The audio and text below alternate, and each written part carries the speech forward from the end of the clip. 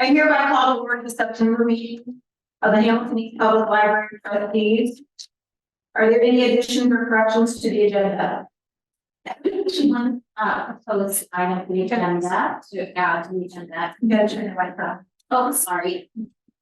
I have a proposed amendment to the agenda to, let's see, last meeting we talked about bringing ideas and continuing the discussion around the connection development policy. So I would like to propose that we add that to other older new business.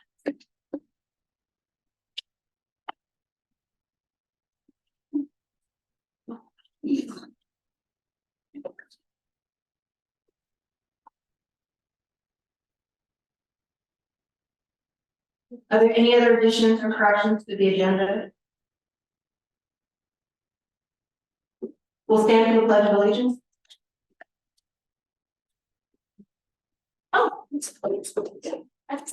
I pledge allegiance to the flag of the United States of America and to the republic for which it stands, one nation, under God, indivisible, with liberty and justice for all.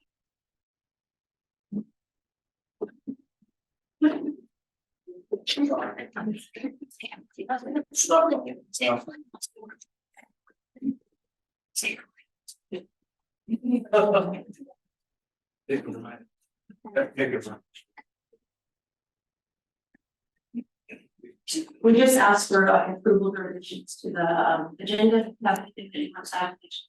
Okay, sounds good. Okay, I will now open the public hearing on the 2024 library budget. Edgar, will you please read the rates and levies from the advertisements? Thanks, Tiffany. For 2024, the proposed advertised budget for the Hamilton East Public Library in the rainy day fund, the budget estimate is $3,169,662. For the general fund, the proposed budget is $13,239,351, with a maximum estimated levy funds to be raised for property taxes of $5.2 million, which would correspond to a rate not to exceed 0.0332. For the lease rental payment, the budget estimate is $3,115,350, with a maximum levy of $3.1 million, corresponding to a rate not to exceed 0.0198. The Library Improvement Reserve Fund has a budget estimate of $869,950. There's no levy associated with that fund. The total estimated budget of $20,394,322.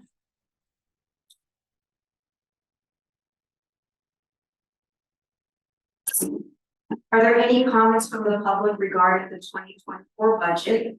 If there are, please come forward to give your comments about the 2024 budget.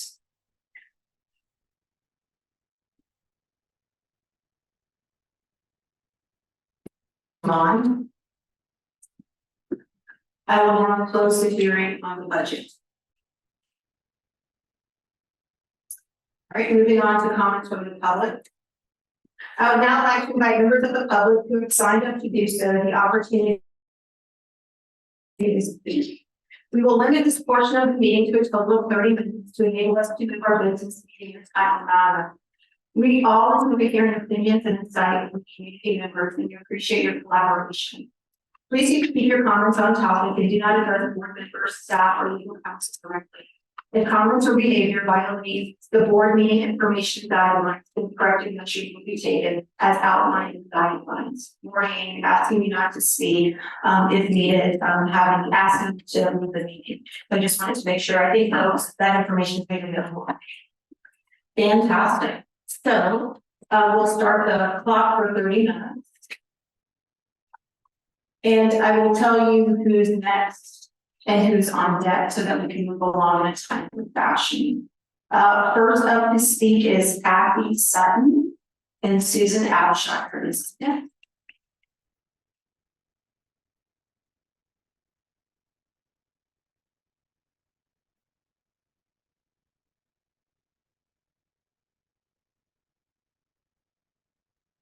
Hello. Hello. No, I'm so sorry, not speaking. So I appreciate this opportunity to talk. I am a retired school librarian. I spent 23 years in high school. 23 years as a high school librarian, and last 9 years as a middle school librarian. Collection development was a huge part of my job. I alone was responsible for choosing what books would be added to the collection. And with the school libraries differ from public libraries in that if a book is not age appropriate, then it's just not purchased. For example, my middle school students were frequently asking me if we had any Stephen King books. And I would say, no, not for me. But I did have them when I was in high school. On the other hand, on the other hand, my middle school covered grades 5 through 8.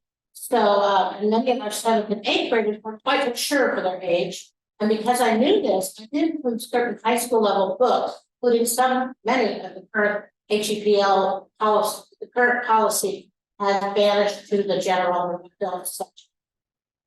So what goes into a library selection of books for a specific population? Contrary to what some believe, it has nothing to do with the publisher's designation. I read reviews constantly. These reviews came from the highly trusted library periodicals like School Library Journal, Purpose Reviews, and Book. And the reviews would include age recommendations. I also consulted many best of lists like the Common Sense Media Best Books for Kids and book awards like the Michael L. Prince Award for Excellent in Young Adult Education, Young Adult Literature. For Alaska, as you can see, won that one. That's another John Green book. In 32 years, I've never had to submit an official request for consideration. But if I did, I have plenty of sources I can refer to as to why a particular book will belong in the discussion.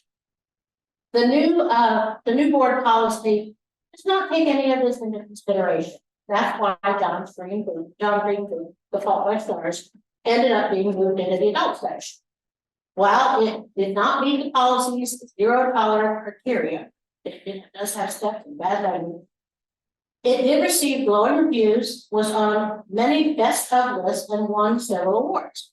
It was actually an Elliott Rosewater honor.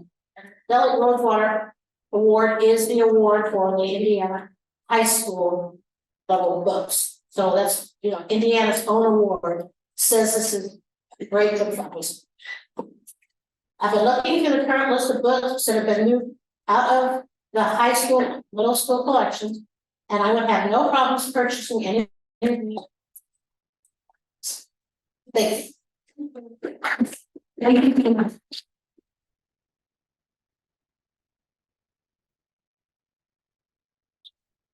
Abshire and Don Brockman is on deck.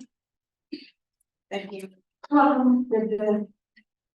Deputy Speaker before the board. I have my main question is why?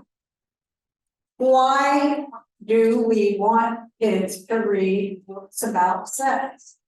And as I understand, the age limit is from 11 to 17. I don't even understand why 11 was selected. It seems very arbitrary to me. Why not 7? Why not 9?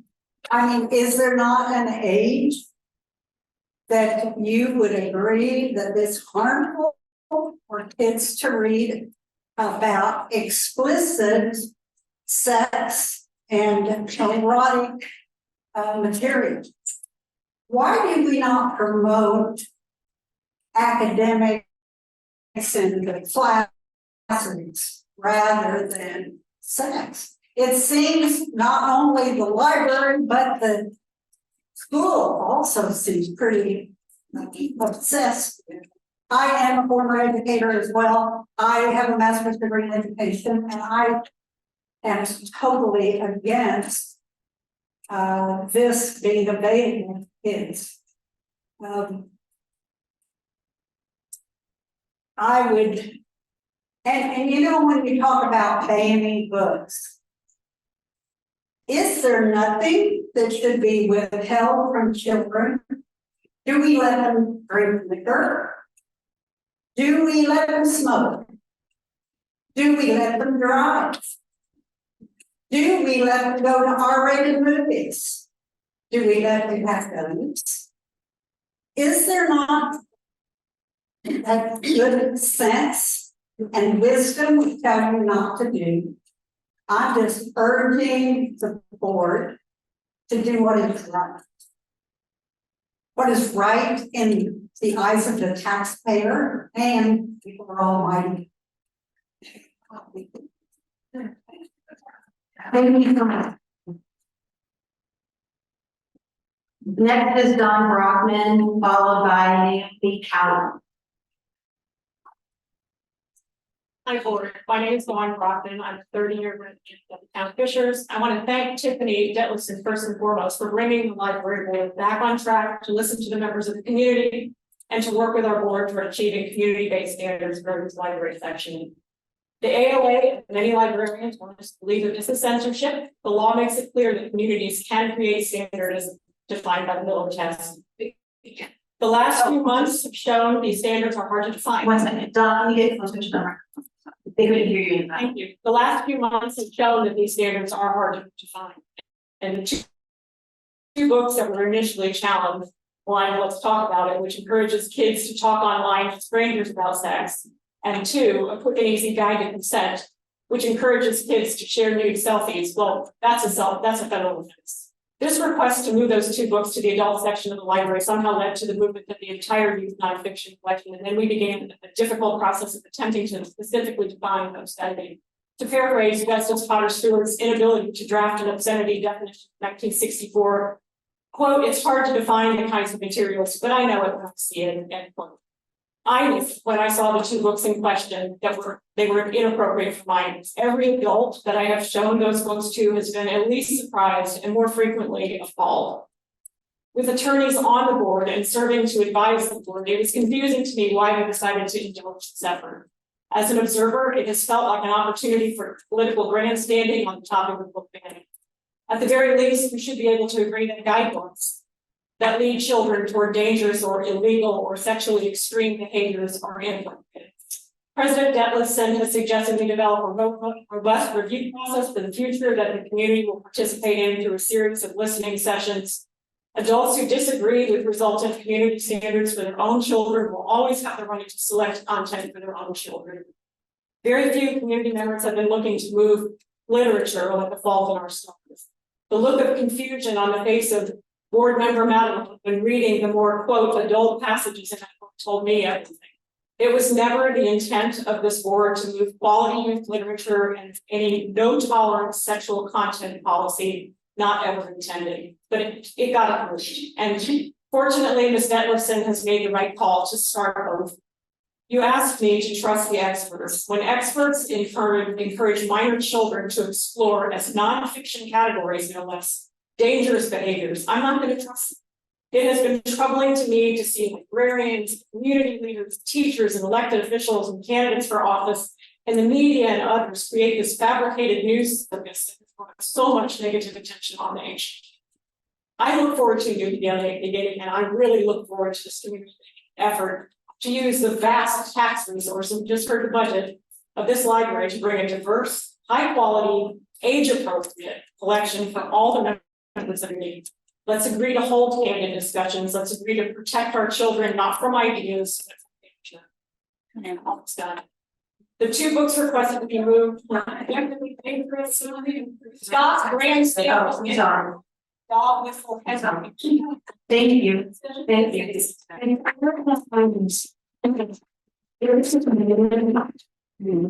needs to be. Oh, I'm so sorry. Is there? There was a beep. It's very quiet. So I can be the beep. we'll just give you a signal when you got like 2 seconds. It changes color if you keep your eye. Okay. Thank you so much. Up next is Naomi Cowley and Allison Gamby is next. Yes. Hi, I'm Naomi Crowley. I'm a resident of Noblesville. I've lived there most of my life. My husband and I are raising 2 boys. And I served as a school teacher for quite a while in Noblesville schools at many levels. And worked with parents and families to help educate the kiddos. So I'm just going to use my time today to address several points. First of all, as my button says, stop sexualizing children. What goes on in this library is sexualizing children. Stop labeling children as young adults. These are adolescent children, minors, dependents. There is nothing about them that is a legal adult. Stop giving or taking any funds from the ALA.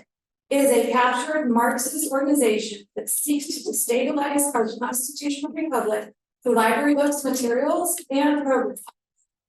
Move to exit the ALA.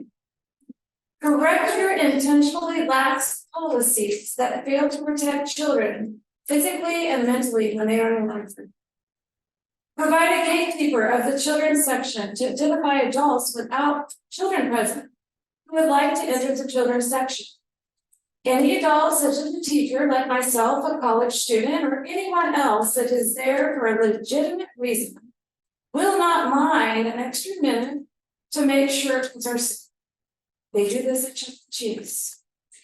This will deter those with bad intentions to run the section with yes. Common sense.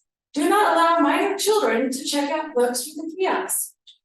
Children can currently check out even an adult materials at the kiosk with no alert to library staff. Just think about that. For anyone else,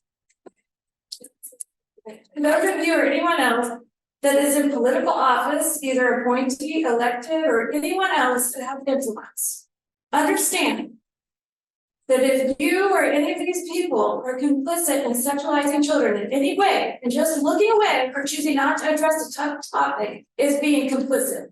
Taxpayer-funded sexualization of kids will be attached to you, and those of us who want to protect the innocence of children will make sure this is made front and center, a front and center election issue.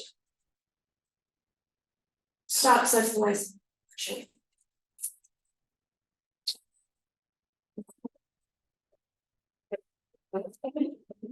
Thank you. Allison Hamley is next, and Julie Boyd is on deck.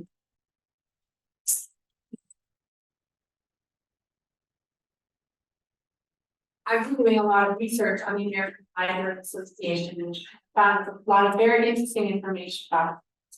Their website states the object of the ALA shall be to promote library service and librarianship. The stated mission is to provide leadership, development, promotion, and improvement of library and information services in the profession of librarianship in order to enhance learning and ensure access to information for all. That all sounds pretty harmless, but I also like to provide you with their focus and excellence. I'm on the ALA website, the ALA staff, or the newly elected president, Emily Dravinsky, a self-proclaimed lesbian Marxist, that will show the true agenda of the ALA. Quote from Emily Dravinsky: I think public education needs to be a site of social organizing and libraries living in tune. Another quote from Emily Dravinsky: for many of us, the interest in social justice and equity lies at the heart of what we do. Another quote from Emily Dravinsky: the vision for the ALA is to build and use the collective power of its members to pursue a host of left-wing political issues. A librarian named Tess Goldwasser wrote an article for the ALA giving rural librarians advice on how to secretly clear the staff from rural conservative. The ALA receives millions of dollars in taxpayer funds, with some of those funds being for the promotion of community engagement activities. In June 2023, however, Deborah Caldwell Stone, the director of the ALA, gave a presentation where she suggested ways that libraries could like people to prevent Christian story around that. Meanwhile, the ALA continues to support the story out. When asked about children viewing sexually explicit material, Emily Tabinsky described reading a book about fantastic queer sex, how and feeling when she was 14 years old. And she believes that books like this provide refuge for children. I think the one seems pretty clear that ALA, with Emily Tabinsky at the helm, plans to use libraries funded by our tax dollars to promote their social economics agenda. We cannot deny the ALA. We must separate this demand. See what it does.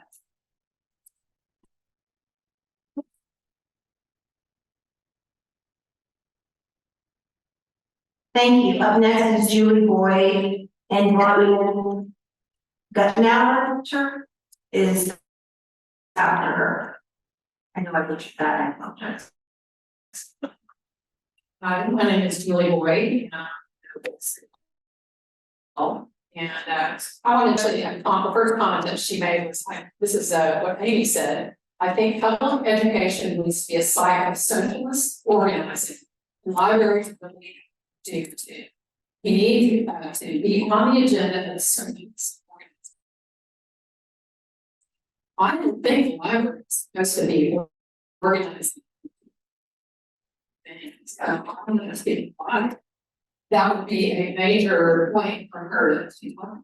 Yes, and I have to notice that I'm both here and Noblesville that you guys are trying to educate students on protection. I think that's great. I think there's some good information, but as I look at the sites that are actually on this page for the kids, one of them is an activist handbook. And I just want to read to you what the activist handbook says are subjects that you should talk about. Critical theory, critical race theory, queer or critical pedagogy, feminism, gender equality, environmentalism, eco-feminism. And is this really something we want to be? I mean, sure, if they're that mindset, that's what they should do, but this is not the library to go on. Why is that the first place to send kids to go to? And then there's another group called Voices of Youth, which is sponsored by UNICEF. And according to some studies that I did, UNICEF has come under criticism for appearing to inject controversial social agendas, such as legalization of abortion, proliferation of contraception in regions of the world with no opposition and normalization of same-sex relationships and transgenderism into its programs and advocacies. So, of the top two groups that you're recommending, they're very bad. You're explaining with the groups that you're encouraging them to go to. So, I have fun with that. And I'm very concerned about other things. There's a part about avoiding misinformation. The top group that you say go to is no. It's no problem. In the misinformation group, plus PolitiFact and fact check, I was saying fact check, you're wrong. And tell lies about numerous things. And we're saying this is the place you go to get this information. That's not true. So anyway, I just want to say I agree. I think the ALAs too far. It's not supporting our public, it's going against it. So I agree with that. So thank you.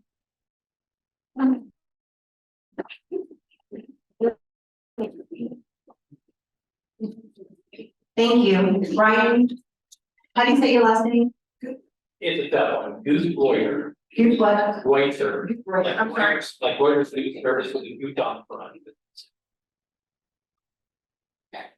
My name is Brian Gutweiler, and moved up to Fishers in 1996, Noblesville in 2008. Have 5 kids, age 29 to 16. So for the last 17 years, I've had a young adult or 2 in my house because of the age of my kids. And kids are a blessing. They have added to my life tremendously. And I wanted to talk about The Fault in Our Stars. And it's a good book. I read it, enjoyed it. Hazel and Augustus are noble characters in a lot of ways. But the book itself, as it deals with risky behavior like vulgar language, alcohol, and sex, present those things with exactly zero negative, potential downsides to that. So, there's no like, oh, we should be careful about what we say, nobody overhears it, says you might hurt their feelings, we call them that name. When it comes to them drinking a bottle of Dom Perignon in Amsterdam with dinner, which most 16 and 17-year-olds do, right? They have exactly no impact from drinking that amount of alcohol at dinner. Now, these are 2 kids with cancer that you never want in the first place, because that's going to tank their immune system, which is, nobody wants that for a kid dealing with cancer. But, they describe it as drinking the twinkling of the stars, which is, a pleasant enough thought, but that's what they talk about drinking alcohol as. They buy another bottle of champagne a week later, not of the same quality, and notice that it's not as good. But again, there's no discussion whatsoever about that. And then as they approach them having sex, it's like, well, we just did it, it's no big deal. No, it's a big deal. And that's my concern about this book. But the most egregious thing in the book, which was really frustrating, and I actually asked John Green about it on Twitter, which he didn't really answer it. But so as Augustus and Hazel are flying over to Amsterdam, Augustus says, hey, you like to read? And she says her favorite book. He's like, well, I know that. What else do you like to read? Well, I like to read poetry. Really? Like what kind of poetry? Well, I really like Howl by Allen Ginsberg. So this beautiful, intelligent 16-year-old girl likes Howl by Allen Ginsberg. If you don't know what the poem is, you can go to YouTube and listen to Allen read it. It's 29 minutes long. And it can be described as one drug-fueled orgy after another. It is in your face, explicit sexuality, XXX rated, over and over and over again. Why on earth do you put a reference to that in a book for kids? That's my concern about what's going on. Thank you. Up next is Stephanie Hunt, and Crystal Taylor is on deck. And we have about 7.5 minutes left in our period for public comment.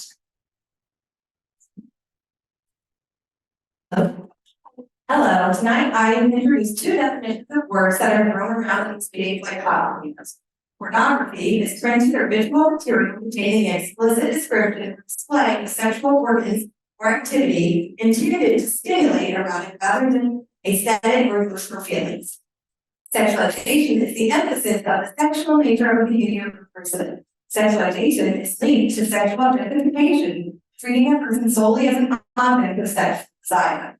Personally, I'm concerned that people have been talking about books involving teenagers with either of this occur. How can anyone find an educational book about children's bodies arousing? It's disgusting. It should be another therapy on the library. I would like to bring common sense back to our library and our community. I and so many in our community are tired of a small contingent of people from a religious institution coming to meetings and spreading misinformation about the books and lies about the hardworking, misinformation about the books and lies about the hardworking staff at HEPL. The Stop Sexualizing Our Children people talking tonight are not in the thousands as promised. And the common sense crowd is at least triple that number.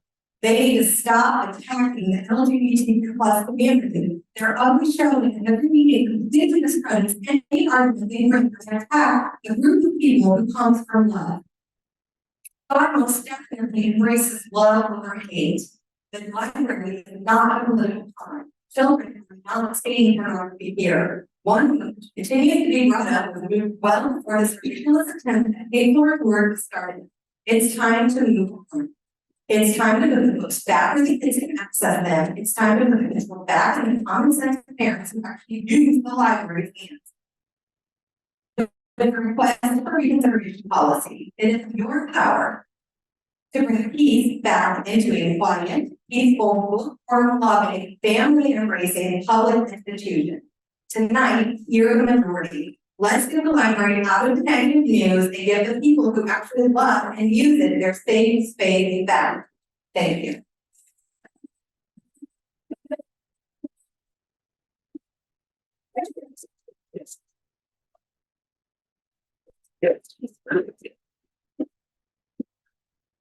Thank you. I appreciate your comments, but I will tell you that it's easier for the board to understand and to really, hear what you're saying in the absence of applause and yelling. So that's one of the things that, that's one of the things about public comment, we want to be heard. It's just so much easier when there's not a lot of noise and just information. But I appreciate your comments, Stephanie.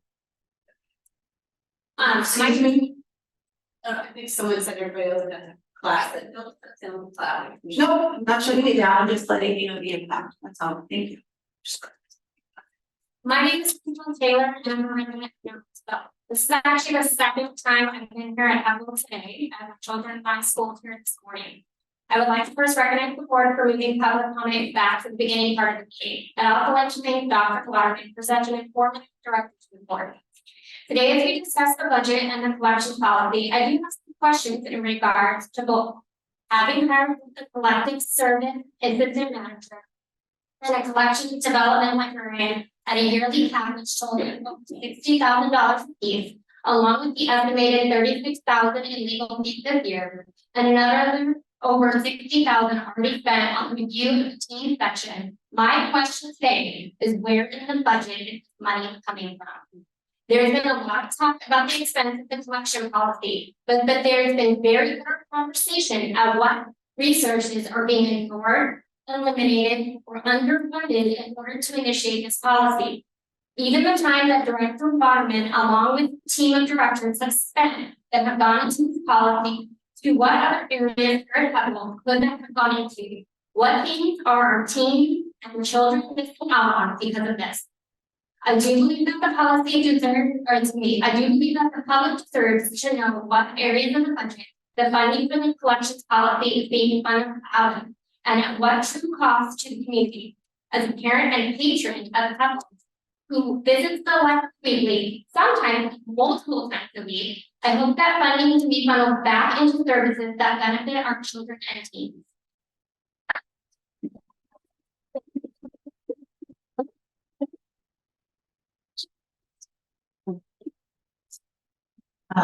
Thank you for your comments. Alyssa Roberts is next. Followed by. Okay. You'll be our last speaker today. Hi. Hi. Ignorance is not the same as innocence, and knowledge gained is not innocence lost. A really wonderful educator has shared these words lately, and they were especially profound to me given our current situation. Somehow, a certain subset of our city has decided that their morality and standards should dictate all of ours. That alone is silly enough, but what's really silly is this idea that being exposed to a book somehow harms innocence. That simply isn't true, any more than reading Jurassic Park at age 10 made me convinced I could be a dinosaur. Allowing our children to read, grow, and learn about the world does not sexualize them. Knowledge gained is not innocence lost. Knowledge gained, in fact, can add to understanding, build context, and further strengthen security in oneself. Whether you or me or anyone agree or support the LGBTQIA+ population or certain content in books does not cease its existence.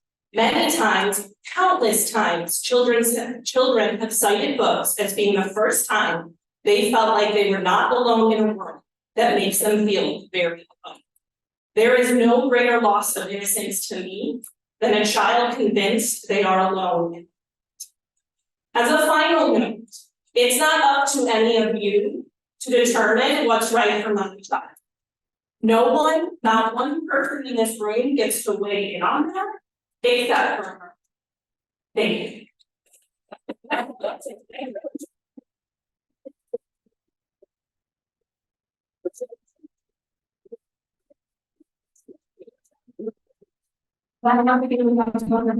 Thank you to all of our speakers. I know that it's not always easy to speak in front of a large room, but I appreciate your comments and the spirit of collaboration. Moving on to the consent agenda. Are there items to be removed from the consent agenda? I will accept a motion. I will accept a motion for the approval of the consent agenda. Second. Okay, all in favor? Motion carried. Moving on to claims and warrants. Thanks. They're in the minute of part of the consent agenda.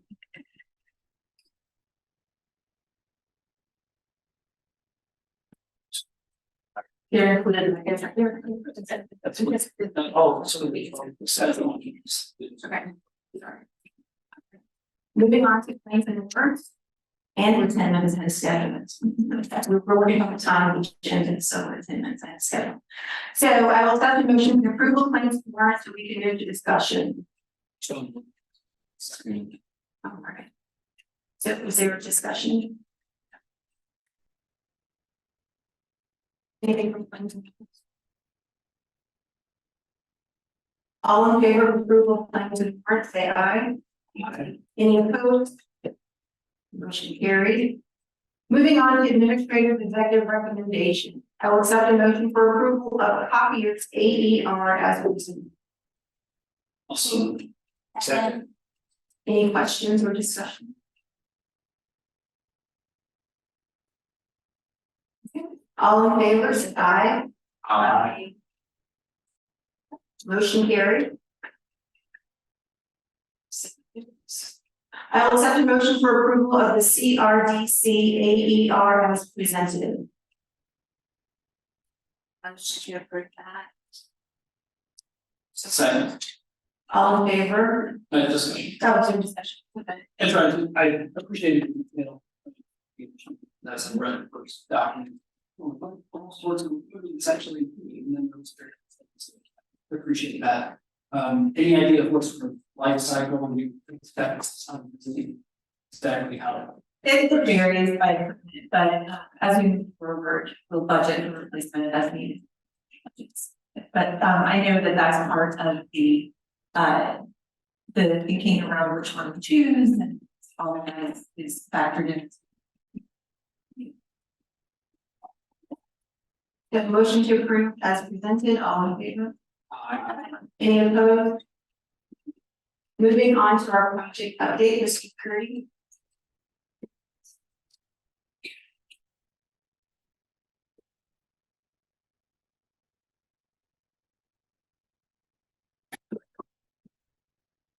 Turn the mic off.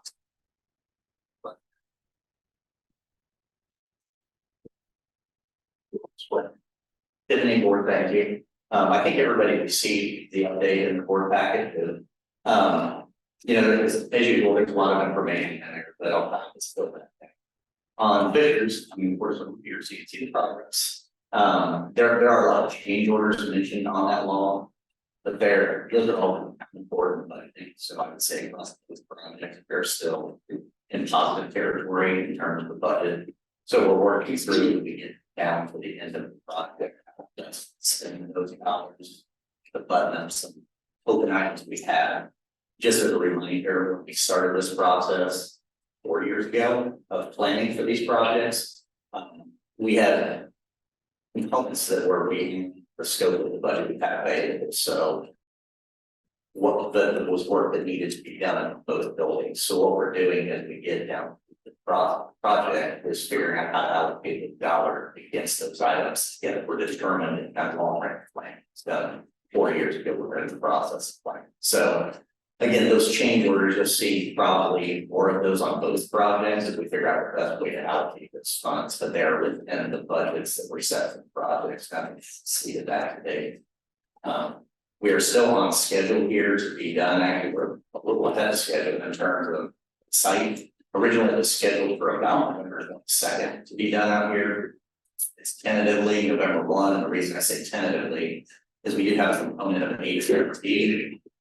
It got blocked out of the sidewalk, and they're not the easiest people to work with sometimes, utilities. I think as we all know, we will show up within some 365-day period each year. It just makes it tough. So There's a couple of components like that continuing to work through that are really outside of the control of any part of the ball project. So we're trying to button some of those things up to get things finished here on the south end.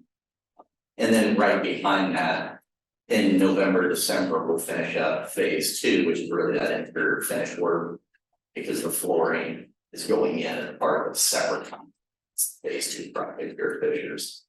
At Noblesville, Before you move to the. Yes, sir. Question, that's substantially complete, right? Thank you for that clarification, but yes, that would be substantial around November 1. And just as a reminder, substantially complete means the library, the owner, the library, the patrons have use of the facility, but there are still going to be punch list items to finish.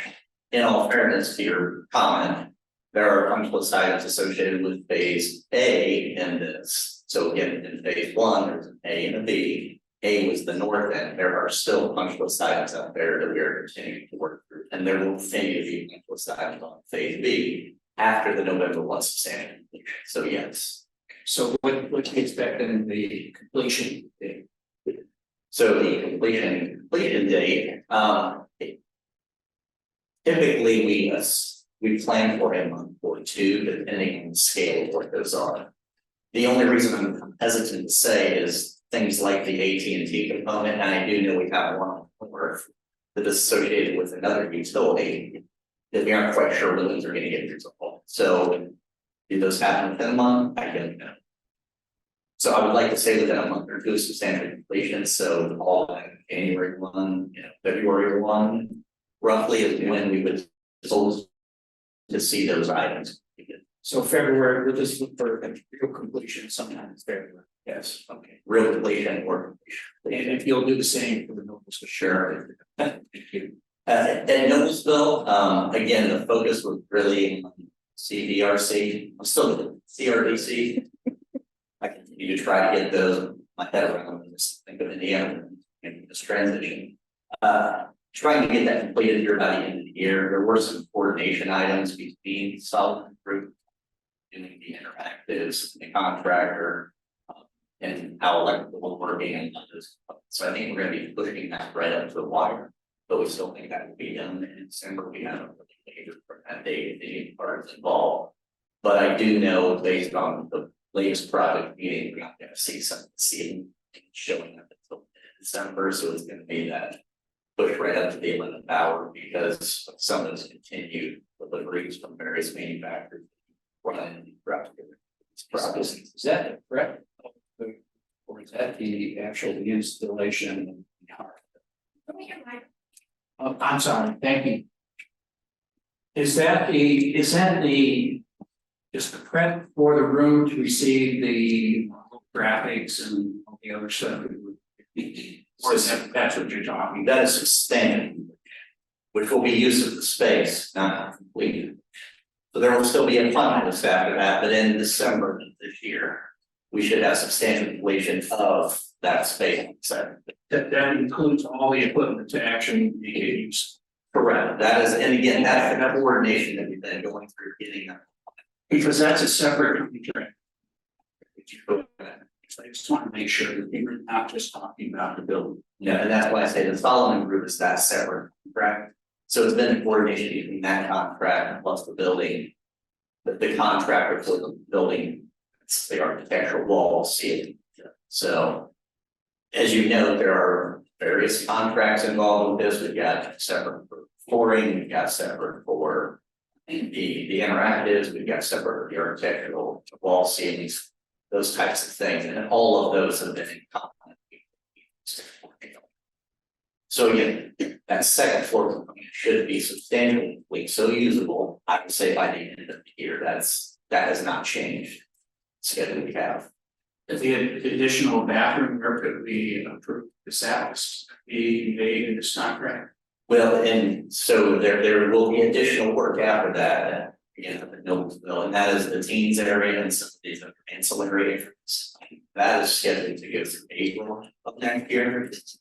I can't answer your question, and the reason I can't is we were trying to do a final reconciliation of budget, because as you noted, we have multiple contracts before we released another substantial amount of money that we're putting in contingency, we wanted we had reconciled what we thought the fund balances were with what the fund balance truly was on the library side. So we just got all that final documentation this afternoon. So we should be able to have an answer that we at least by, I would say, in the delays, because the changeover is already occurred. Or Ray, Craig, and I guess. Yes, yeah, we can dive deep into that, and again, what it is, very general. Some of those components that that's projects that need to be done. We believe, we're gonna verify a surplus of funds at the end, and we're holding in contingency as a safeguard against the project. So we believe we'll be able to do some additional work that we hadn't anticipated, so. Okay, so I haven't started.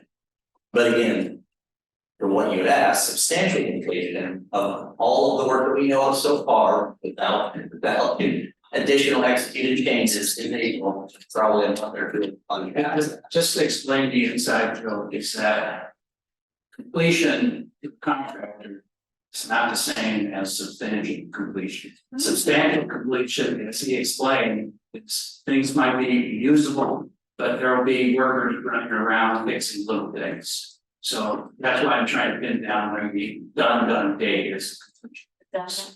Yeah, I don't know how else to try it.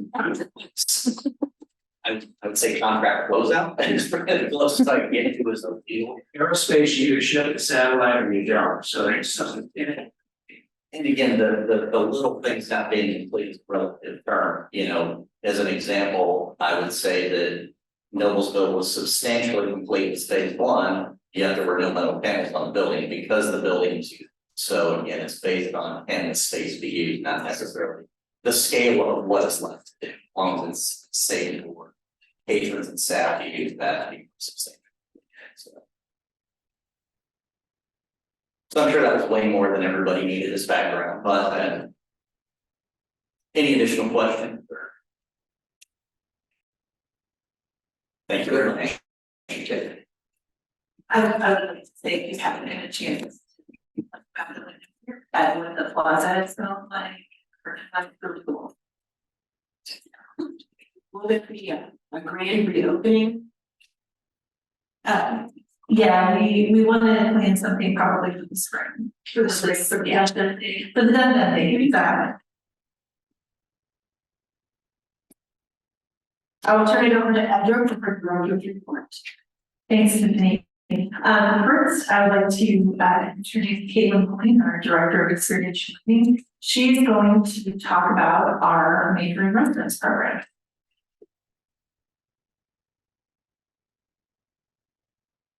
Everyone, is this on? Can you hear me? It's better if you hold it. Hello? It's better if it's hold. Hello? Yeah. Okay. Thank you. Hi, everyone. I presented some work of our new places. So my name is Caitlin Coyne. I'm the Director of Experiential Learning in Library, and that I get to play in our which I moved to the library in 2018, and I'm also building the Crossroads Discovery Center, leading that project. So thanks for approving all that stuff. And today I'm going to talk about our Maker in Residence program, which is a cornerstone foundation of the Ignite Studio period. Next slide, please. For those of you who may not know, Ignite Studio was 20. We're 15,000 square foot art focused maker space. We're a place for artists in the community to explore their creativity to meet with other makers. People can explore various art mediums and various pieces of equipment, including sewing machines, laser, vinyl cutters, etc. There's lots of things down there. And we offer both guided and unguided instruction in our space based on the principles of informed learning. Next slide. These are some of the various things that we have: our Fab Lab, our Media Lab. We have a fully tricked out AV studio, and I'm going to talk about our Maker in Residence studio today. So twice a year, we invite an artist to embed with our community. They get a stipend, which is funded by the Friends of the Library. We provide a budget for supplies from our operating funds, and they also get a private studio space in our larger, smaller studio space in a larger studio space. They teach classes, workshops, open studios. They offer community projects and we attend outreach events with our love community. And they basically it's an opportunity for patrons to really connect deeply with an artist and understand and meet someone who is a professional artist working in the field and maybe living that way. And for the artists, it's an opportunity for them to gain experience teaching and to develop their community following, which is a really unique experience, not something many artists get the opportunity to do in a very meaningful way. So next slide. And we're currently seeking our maker in residence. Now this is a video that's going to come up here that we made to promote our maker in residence program. So you'll get to hear from some of our past makers about their experience in this studio. And Bambi because it takes about 7 seconds to the video.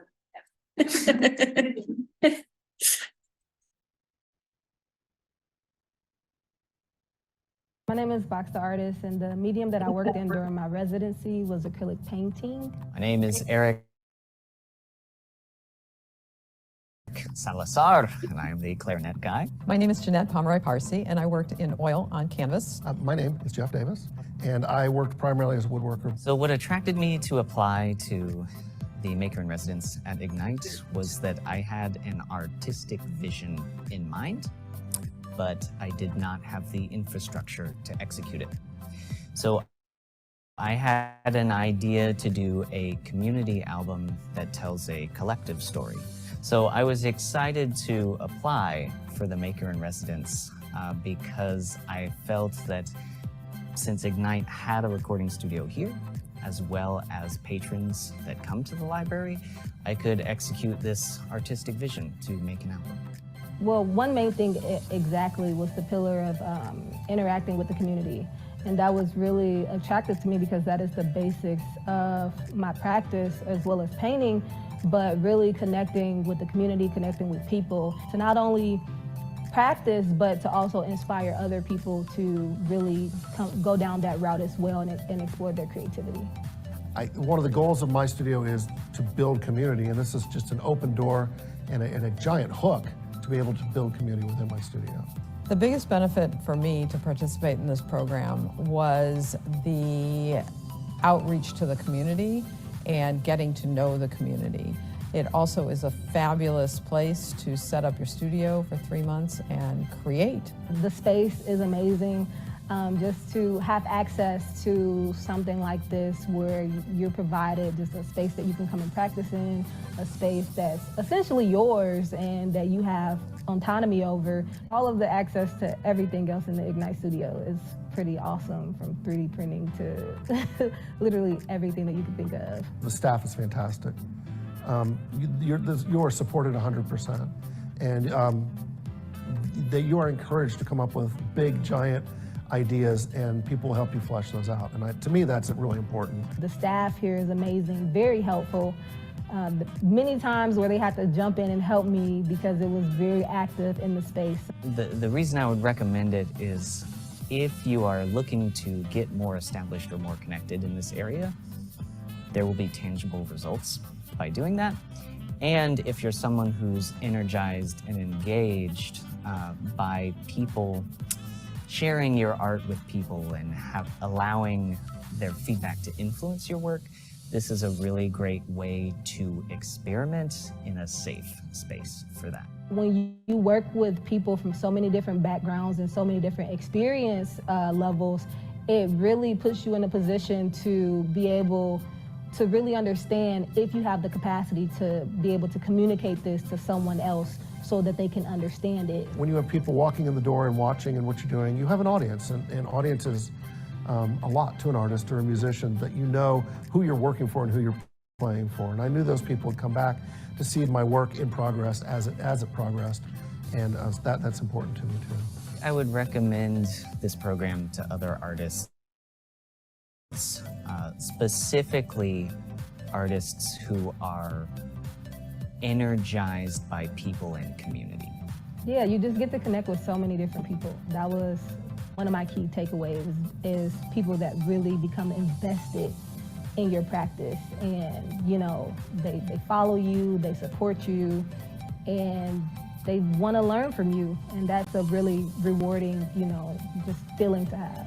This is deep exposure where people will come in and spend time with you and ask questions and really seek out to understand your work. Doing this residency has positioned me for future success. I would recommend this residency to other artists simply because it's a fabulous space. It's a great way to reach the community. It's an opportunity to create and to teach. I enjoyed my time here, even missed it when I stepped back inside. So those are some of our artists that participated. We have 11 artists total since 2018 in a variety of mediums, and we're always looking to find more mediums.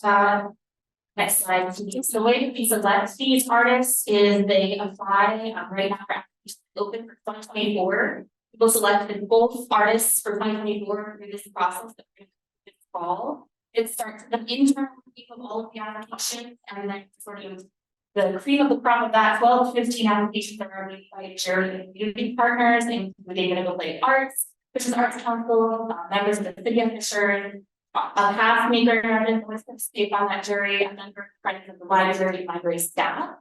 From that jury, we select our top 2 board candidates and bring them in for interviews, and then we make our offers. And we have our slate set for the year. Next slide, please. I'm going to go through these really fast.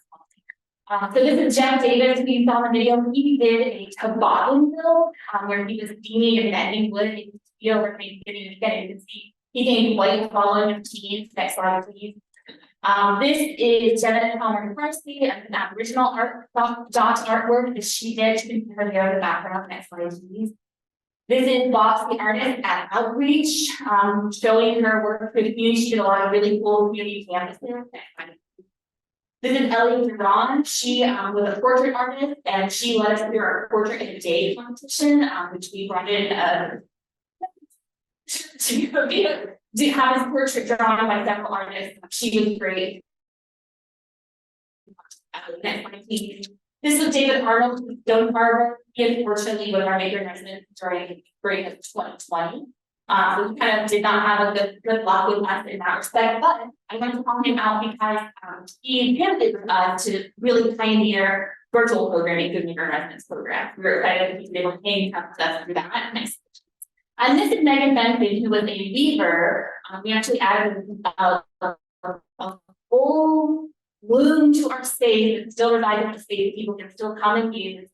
Because of Megan's residence, we got a grant to add that. Megan was with us as a maker in residence, and then she loved it so much that she applied to become a part-time studio assistant in our space, and we hired her for that, which was awesome. And then our assistant manager position opened up, and she applied for that, and is now our assistant manager in the next phase. So I think that speaks to the deep relationships that we're able to build with these artists and the opportunities for them to engage in our community and really build our community and continue to connect with our community.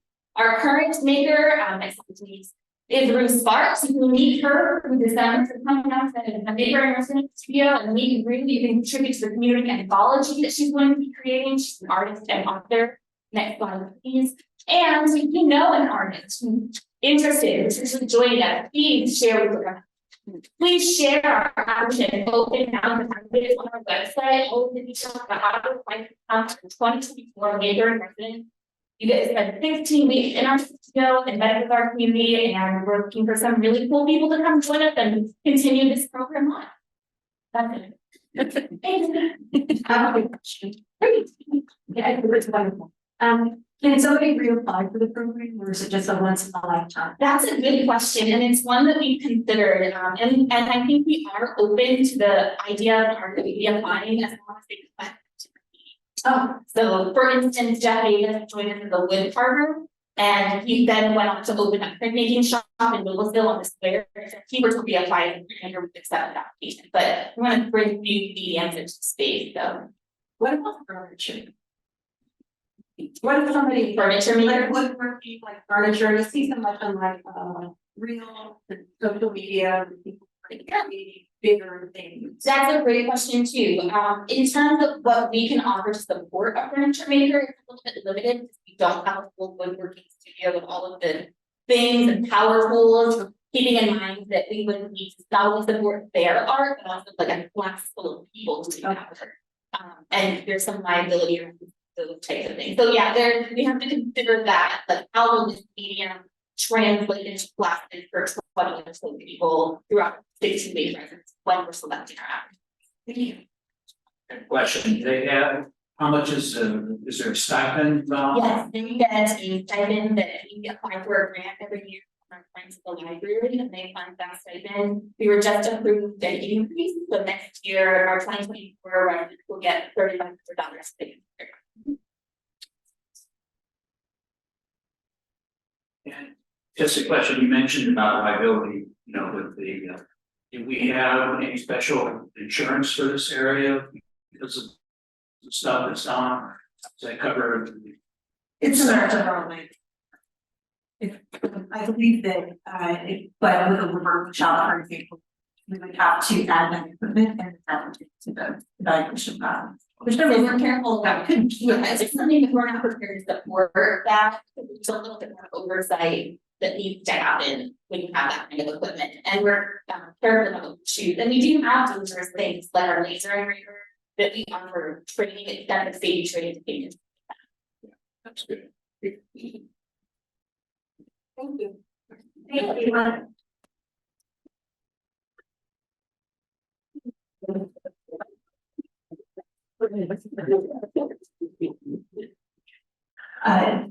I'm always incredibly impressed by the work that our team next video. It was nice to see some of them on the video. I hadn't seen them in a while, so that was good to hear. I of course always open up to questions about my director's report. I would like to just confirm the details. We do have a board retreat scheduled for as a day-long retreat on October 16th. We do have a confirmed location that I have sent. I believe I've sent it to everyone. We're going to be working with oh my gosh, I lost the guy's name. Marcus and his colleague Leslie will be co-leading the training. They have extensive experience in nonprofit boards, and they understand how government boards relate to nonprofit boards. Britt, the public access counselor, will also be joining us for an open door law training. And so we're looking forward to getting the details out for that training to you guys. So the module that he does on it, work, do you think it'll probably be a specific time? It would be helpful to make it available for other people who want to sit in. I think the importance of the board retreat is that it's a board retreat. So I mean, we can certainly do that. It will be a specific time we have to use, but we also will have the space will accommodate more people. But I think it might be a good idea for this to be just the board. But that's really, I mean, maybe we could have last time. I know. So if he's already going to be here. Well, then he in his office made themselves available to do this for other folks too. So I mean, this is the board training, so I think really be up to you guys to determine if you want to invite them in or if you want to just at the end. Like we did it like I think he's midday for him, it's not Chinese, but I can check. But I'll get the details out to you for that. Are there any other questions? On subject, I think he makes himself pretty available. I think just call his office, where I've seen like people make public access requests to him and like respond if he's caught and stuff. So if members of the public want access, he does make himself pretty available. Yeah, he's easily accessible.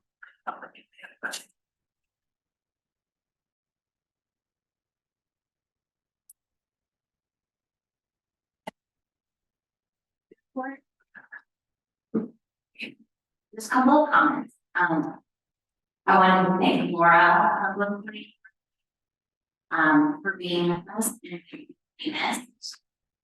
I'm grateful to see since you just do these but we're excited to go, and at the same time, just wanted to congratulate Molly. Thank you too. And then just a couple of things I want from the report. A couple of things. Obviously, the strategic plan process moves along. Looks like we're about halfway through that, and there've been some popular community sessions with patrons where they're able to come and comment on the future of the library. And happy to see that those have been engaging and successful. And I just really have enjoyed the 12 creative ways to use your library card, that campaign that's been going. And so I thought that was an innovative way to approach library patron benefits. So I wanted to call that out as well. We also can announce that we have hired a new deputy director of impact. Melissa Loisel is currently the director at the Fort Wilburn Township Public Library in Hancock County. She worked here many years ago, was a highly skilled and engaging children's librarian and has left us several years ago and has done many things in her career, and I think she'll be a great addition to our team. She's a longtime Fishers resident, has great community connections and great energy. I'm looking forward to her starting on November 1st. What's her name? Melissa Loisel.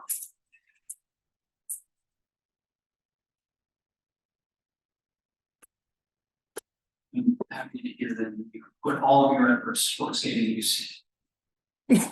We're working on it. To bring out and multiple ways to do that. We've got out of the channels that we normally use for this, but we're also this is a difficult position to fill for organizations our size and for government in general, because government finance is different than what you normally do as an accountant or CPA, because we do fund accounting and it's just different.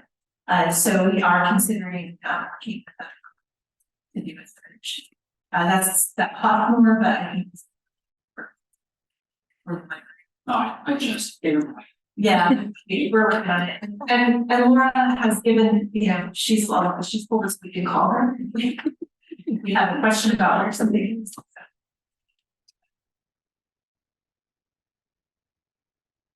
Anything else with the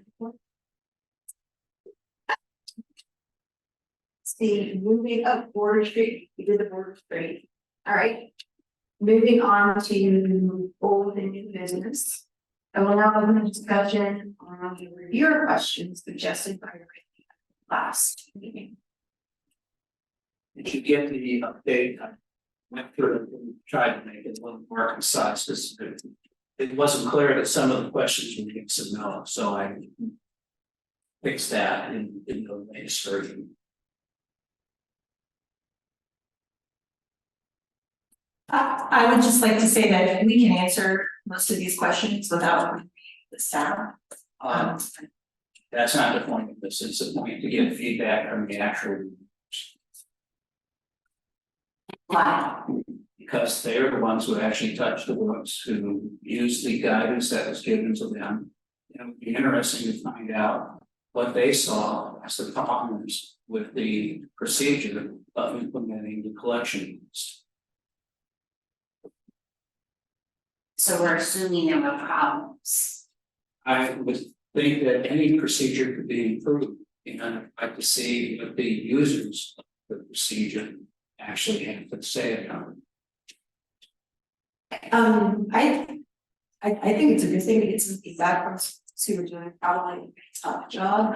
I know Edwin said that some of them were released, and I believe some of them are still on staff. We do have 2 long-term staff members who work different papers as well. A lot of the questions include things like, were you given X, did you get Y? And a lot of those are answered in the documents that I provided. So I guess I'm not understanding the governance purpose of asking these questions of staff. Like, what is that going to tell the board to make a policy? That's the question I have. Any questions? I'm sorry. Any questions that you found of value? So we have, I think that it is useful to raise point to get feedback about, were the instructions clear? Did you feel like you had barriers? And those are conversations that we as a library and as an employer, those are conversations that happen on an ongoing basis with staff and with their colleagues.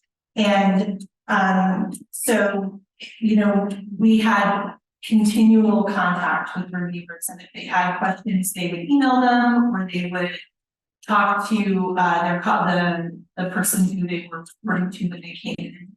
And we can provide for the board some of those questions and how those questions were answered, if that's helpful. But again, I'm not sure, like some of the questions were, how many hours did it take, how much review? We have all of that data already, and the reviewers might not, because they were doing the work, turning in their sheets. Sure. And moving on. So, I mean, and again, I'm just wondering because we were looking at this process continually, you have. And the reviewers were only reviewing novels, they were not reviewing, our existing staff did the review of the curriculum. So there's 11 people Yes, saying now, I thought it was 3 that were staff. we had one who I think did it for a short period of time. We have 2 current, and one is resigned, so we have 2 current staff members who were. Yeah, just currently, I understand. It'd be 8 temporaries. Yeah, well, yes, we had 8 people who worked on temporary. I still think it was useful to have feedback from them now. It's very interesting. You said that there were email correspondence. I'd really like to see all the questions that were asked and the email response. We can compile some examples of common questions, but again, I don't understand how is that gonna help you as the board do your work? Because this is continual feedback that we look for from our staff to make sure that they have all the things they need to effectively do their jobs, and I don't understand where the board gets into that. Well, it's a procedure, the policy is correct, and I don't think the policy was implemented. So I think it's your right consensus. That's going to be. I'd like to find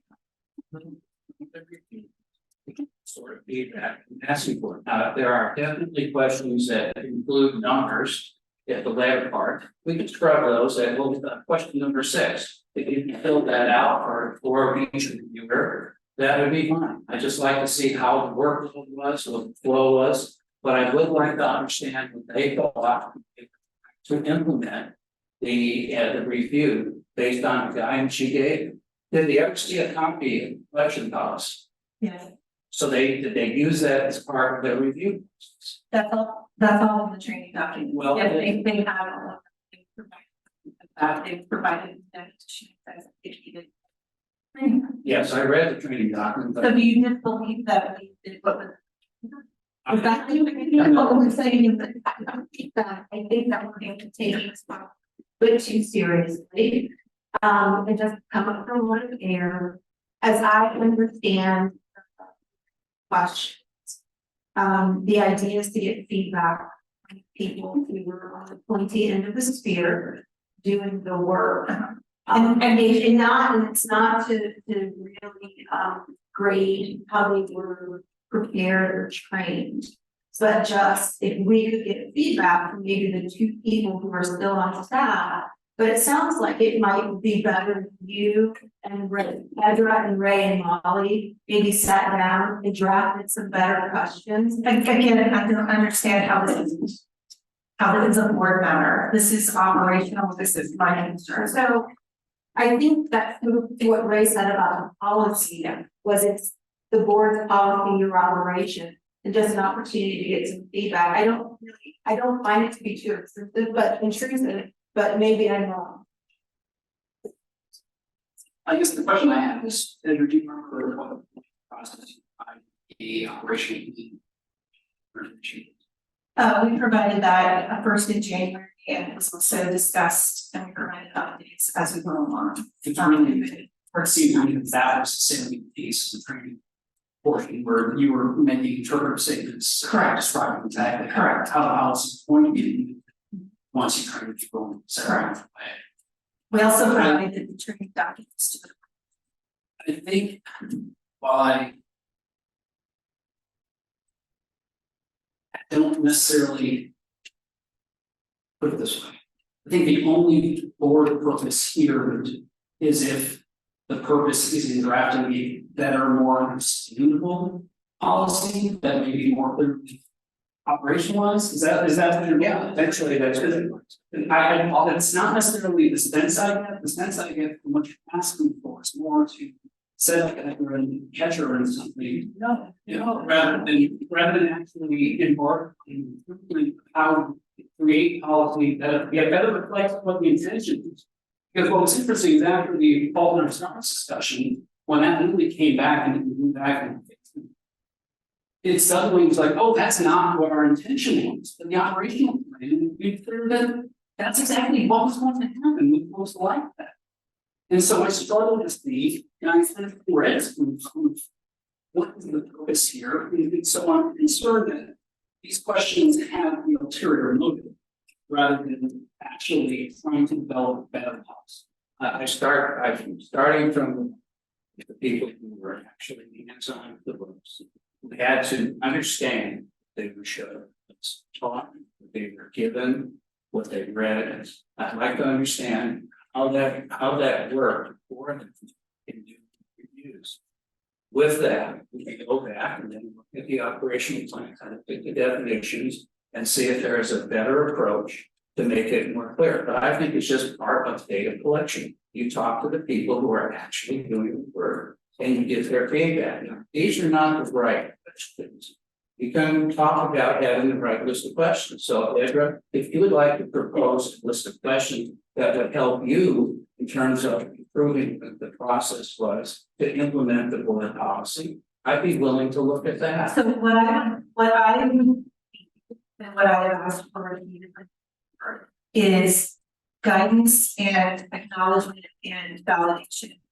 What we provided to the board in the operational plan were the very specific ways that we were interpreting policy.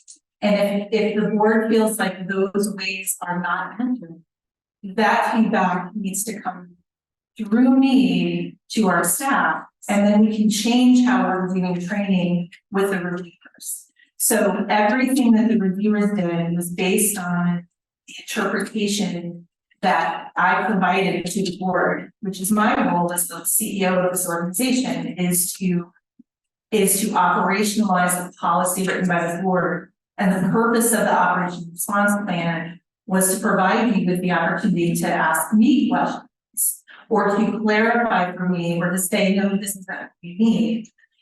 So that when we are implementing the policy, we are all on the same page.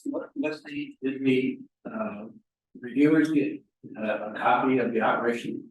If you look at the training documents for the reviewers, all of those documents, all of that information comes directly from the operational response plan. All of the definitions that were provided. Not directly, that's not the answer.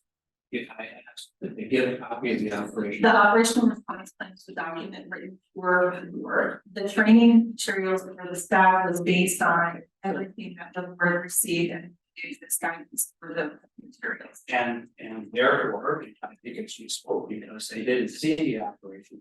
They didn't have all the benefits of the words and terminology in there. So did you look at the training material? This representation. How's that? The words in there, the first column, words such as this description of rather than an explicit description. That is all straight from the operation plan. So the exact words of the collection policy and any of that training. It's totally different in terms of the level of sensitivity that you feel from the training materials versus the collection policy wording. That said, I'm not going to argue.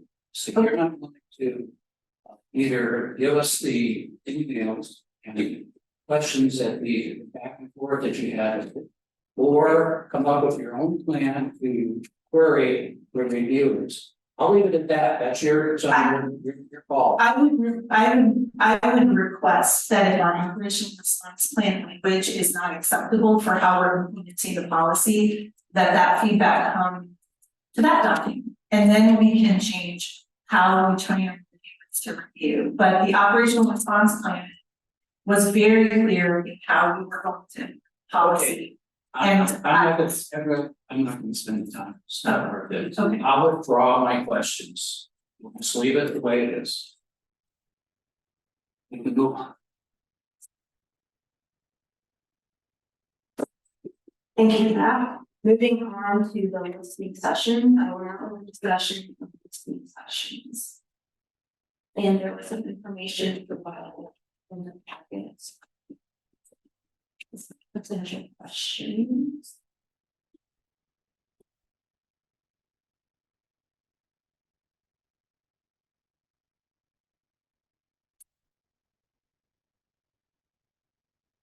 Do you have any questions?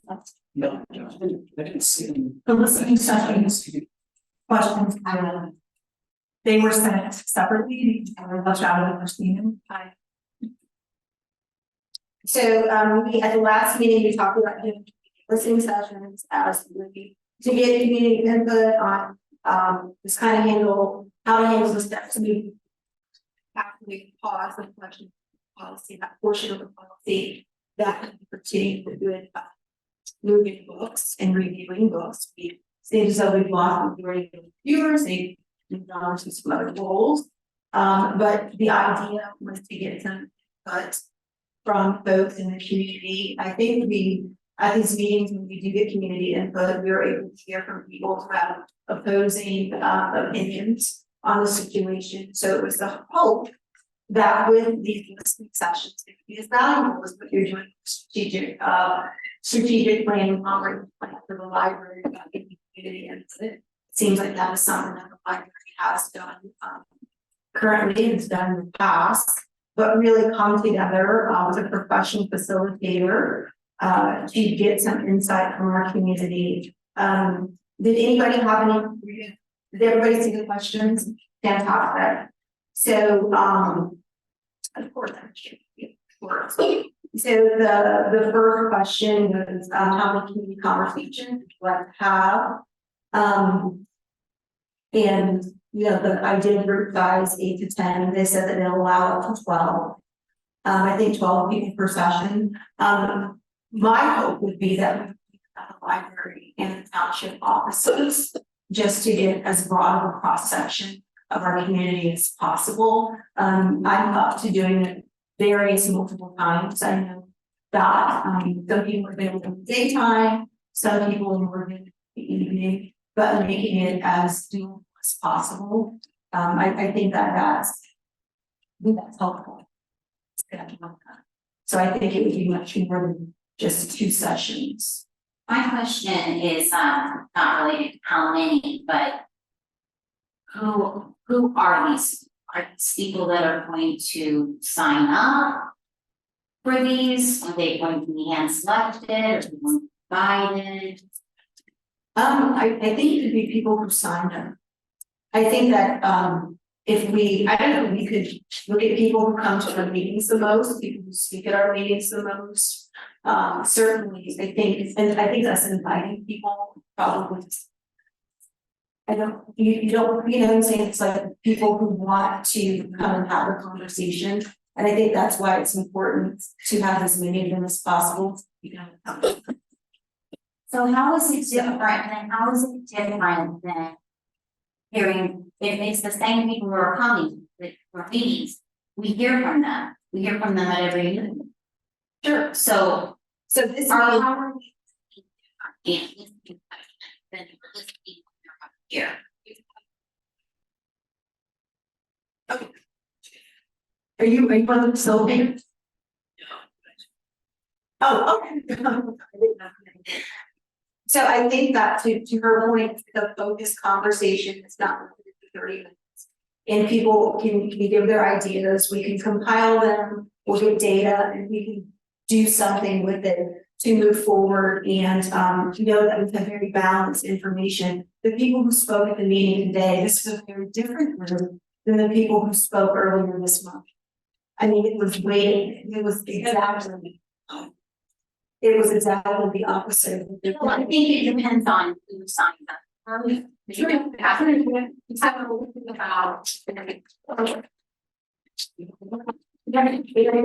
depends on who signs up first. But I would say that probably, most of the meetings have been stacked in one direction or the other. All the speakers today, but We did limit it to 30 minutes for time of insurance. So that's the beauty of a listening session, is that it would just be completely devoted to that and moderated by a professional facilitator who can probably take some of the emotion out of it and get to the heart of the matter. And so that we can get ideas and come together and work together. So it's my hope that we would do, I don't know, 5, 10 various times a day, the libraries, do them at our township offices. At the end of the day, we have patrons, we have staff, we have stakeholders, and we have taxpayers too. You know, the average person contributes $100 a year to the library, that's running the finance committee. And I just think that getting input from them is just a good way for us to move forward. I had said in some of my comments that we're at the intersection of library science and community standards. I did some reading on the ALA website about community standards. So I just think that it's a good opportunity for us to be very thoughtful moving forward. I've got a question. What extent is the board participating? Is this the facilitator doing this, or the board can act as the full board there during these 12 sessions? What does that look like? Typically, we would have the facilitator, and the board and the staff would not necessarily be involved. Sometimes there's a staff member present to answer any like operational questions that might come up from the group. But this would be a community listening session is for the meeting. So there would not need to be a board member present. I think that the facilitators would need to know what exactly the board is looking for. That's kind of clear in those questions. And I think that's important to articulate as a group. Do we have a oath or something from facilitators and here's how we do it, it's charged for, here's our deliverable? They need to know the answers to these questions so that they can put together a proposal, because it varies on what the goal is. So should we answer the question? Because if not, there's no other way for us to do it, because we can't. It's 4 of us get together because it's.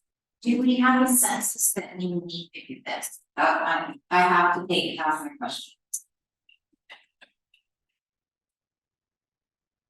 I feel like there's a real issue here where I, as the new guy, I can tell you that these meetings are kind of a bit of a crucible, in the sense of things getting real intense, and people are very passionate. And I'm a school teacher, which means I run into 150 different people in a day. And I think I know what the majority of people think. I'm sure that we need to do. I mean, I certainly want. You're the guy who's been. But that's my 2 cents. Does that make sense? Yes. So you need to know. So for one of these sessions.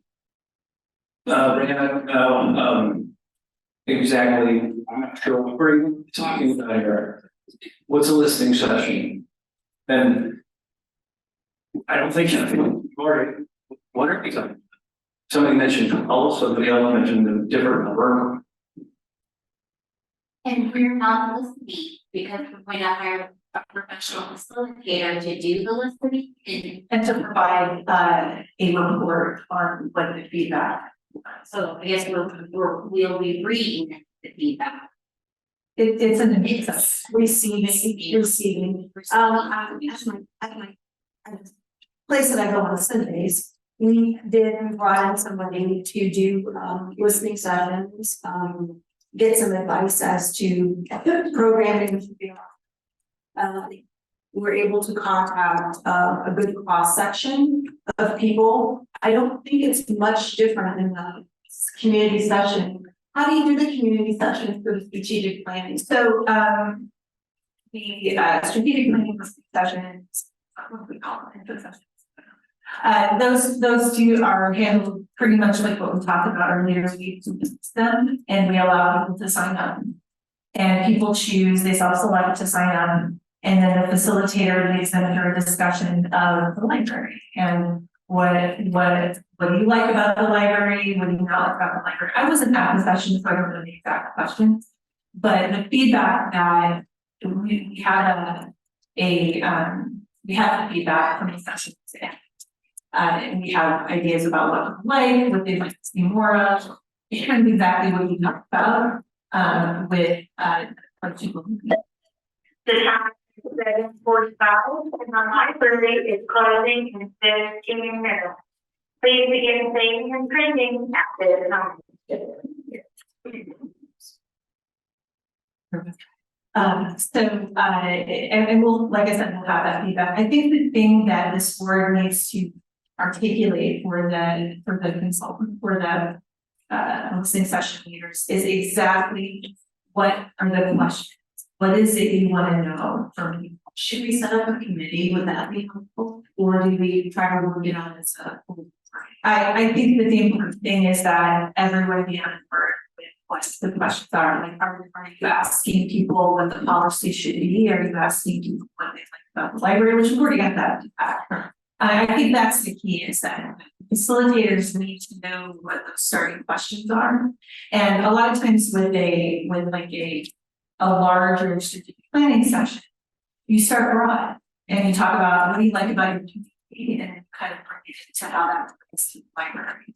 So I think that this is more specific, and I am not clear exactly what I'm wanting to bring to this meeting either. So I have. When you say people bring the facilitator, No, the community. What is it you're expecting from at this? What do you want to do? Ideas about how to do library assignments, ideas about the policy, ideas. We just need the facilitators need to have a framework for. There is when I'm struggling with before I can say, let's do this, and there's some tool that could be used to help us say no, but at the same time I'm struggling with my head coming up with, okay, how do we distill this in a way that we're gonna get actual feedback? Policy language. I mean, we can get a general idea of what the public thinks about certain things, but I don't know, the language is gonna come out of this. So I guess before I say yes or no, I want to see some sort of precise question, perhaps. Precise question. So, you want to see the questions? So take this on and each of us submit 5 questions to me if they have them, and kind of go from there. It sounds like one person not going to take the board needs to agree on what's happening, and it is weird. You're right. Part of the board as a body decides what information needs. It's on that. So I mean that's the thing I'm struggling with Craig is I don't know what information. Is it just an opportunity for the community to say, I like the way things are at the library. I would like to see the books handled differently. I mean, is that what we're looking for here? So I guess let's see. We hear people like different ideas, and we know that the policy has some flaws in it, but there are still people who have issues. Certainly, the new majority can change the policy, but what we've seen at this meeting today is that there are people who probably don't agree with it. So I think as we try to change the collection policy, there might be some value in having a conversation with people who have ideas and opinions so that we can find a common ground, so that the pendulum does not swing back and still the same place. So my thoughts were really get ideas and opinions as to what common ground looks like. That would be the idea of listening to the communities, is seeing, well, you know, this is out of bounds, this is out of bounds. What is a good space for us to be in? And it might be that people in our community that going back to the way that it was might be the best idea, or maybe some ordinance might be the best idea. I don't know the answer, but as board members, we serve the community. we're accountable to taxpayers, we're accountable to our patrons. And I think missing the opportunity to listen to them in a dedicated manner where it's very focused, and there's not a lot of emotion in it, and people are not, people are not performing. I think that there's a value in that. I just see what we need the facilitators to have with that is, what is the specific question? Well, specific questions which should the policy. Sure, you said that we needed consensus about what to do first. And I think that knowing what the questions are helps that, like, because I think that was Craig's concern is like, what are we looking for? Spread to get some sort of feedback, literally, I guess we're trying to work backwards from that. How do we get something that most of the members of the group find? Phil, is that worth conversation? Can you and me get on all of the facilitator? Is that helpful? Again, I think that's a really good question. So the question for the board, getting consensus to do it, or the question for the board, the question for the I feel like Yes, I feel like it's gonna be, that's all one thing. So the purpose of getting consensus to move forward with questions, because if it's no consensus to move forward, I don't think we need to develop. And without the question, do we know what we need? I think the basic idea that Yeah. you not just have the people here, but have these sessions in various parts of the county so that people have the opportunity to know. And it's not, not everybody wants to drive here, but so we can have it in other locations, we get a full picture of what these needs are. So are we asking people when? I'm not talking about what we're asking. This is like general, like. Well, we just did the session. Whether it's the north side, south side, you can find these locations that make it very convenient for people. I've said this, I think it's last time, I'll say it again this time. We all live in Fisher's Noblesville, and we all listen and talk to people beyond this room every day. I talk to somebody every day, like Phil said, about this policy. I've heard many opinions about this policy. I don't know what we're going to hear that will be different in listening sessions. But it's going to be different. I think you always hear. I hear what you're saying. I think that a lot of times when people come and they speak, nobody offers ideas or solutions. It's purely either a yes, no, and there's no one who says, I don't think I've ever heard anybody say, you got this policy. I think if you did this or did that it might be a little bit, it might be easier for people. It might be easier for the community. It might better capture what you're trying to do. I don't think I've ever left this meeting after community comment with an idea of how we can move forward or make it better. I get a lot of opinions about what people think, but it is very rare that anyone offers a solution. And we don't have to do the community listening sessions. Tiffany is fine with it. It was for the community. If you don't want to give them an opportunity to share their ideas and opinions, that is up to you guys. We can vote on it. We can try to get consensus. If we don't have consensus, we don't have to do it. Wait, Margaret, say something.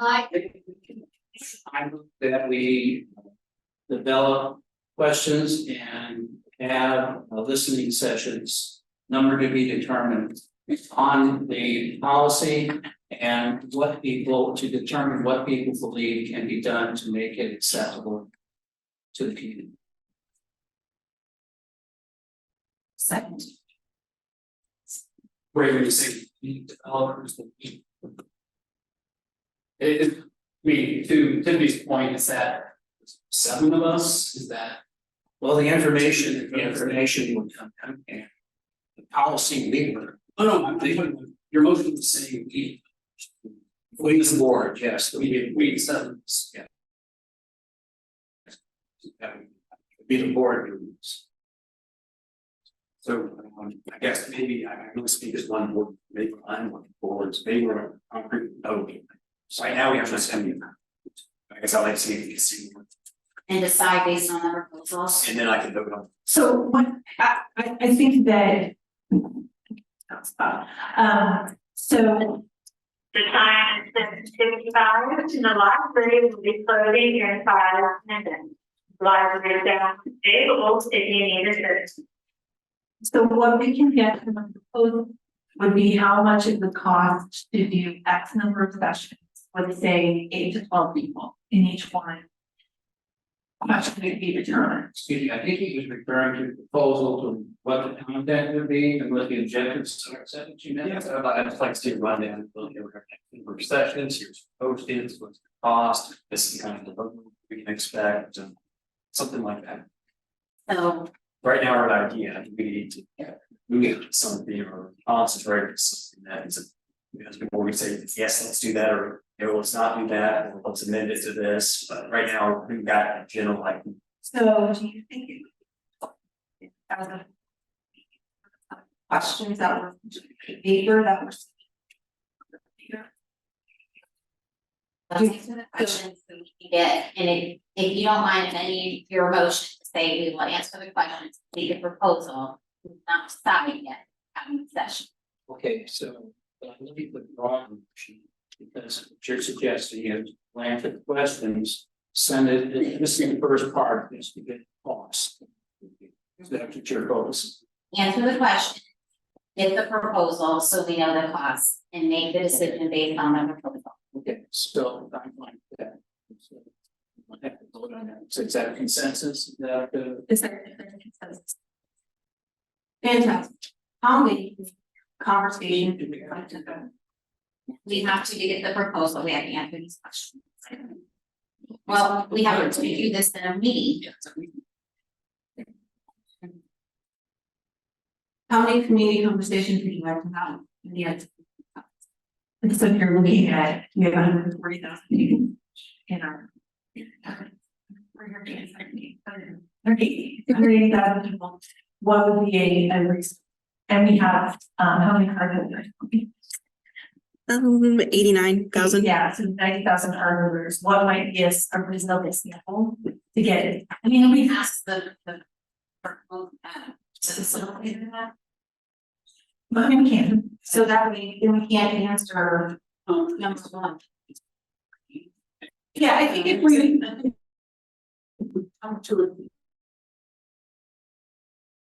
that the point of they want to approach different times today, different Yes, when how many people think that's easy, great for the strategic plan, yeah. I think we did 4 and we had between, it depended on the session, but we had. I can't remember how many, but it was at like people. Do you know how many people were available to come? Like, was it a sign up for like 30 people per session? We did not hit a maximum of any of that. They were, do you remember the max? That we had, and most we had was like 25 people, but it was a different kind of session. So I was trying to get to the yeah, like what we do, like to have a session, and I'm trying to get to the end number of people we thought would like. But we wanted as many as possible, so that I think that there was not. I don't think there was a cap on it. I think we looked to see what we can get. Okay. Because we haven't historically had a very good turnout at public input sessions. We did have over 3,000 responses to our survey, which is really good. So how many township offices do we have? We have 4 townships. 4 townships. I don't know if they all have public space. Okay. But we do have 4 townships and 4 libraries. We could have like 2. No, 12 in each session, so. 2 with the libraries. I would think one having libraries, you'd be happy that we Just not. you know, to hear from other people. We would be happy to hear from a dozen people that we have to get feedback. But I think for this topic, it seems to be a little more. To your point, I mean, people are very passionate about it in a way that perhaps they aren't about just. That kind of stuff. I think we need to have multiple sessions with the libraries versus the townships, because it's the patrons that care about their vehicles. And we would need to offer weekend and day. So that's 6 sessions. The library is closing at this time. We will reopen tomorrow at 9 p.m.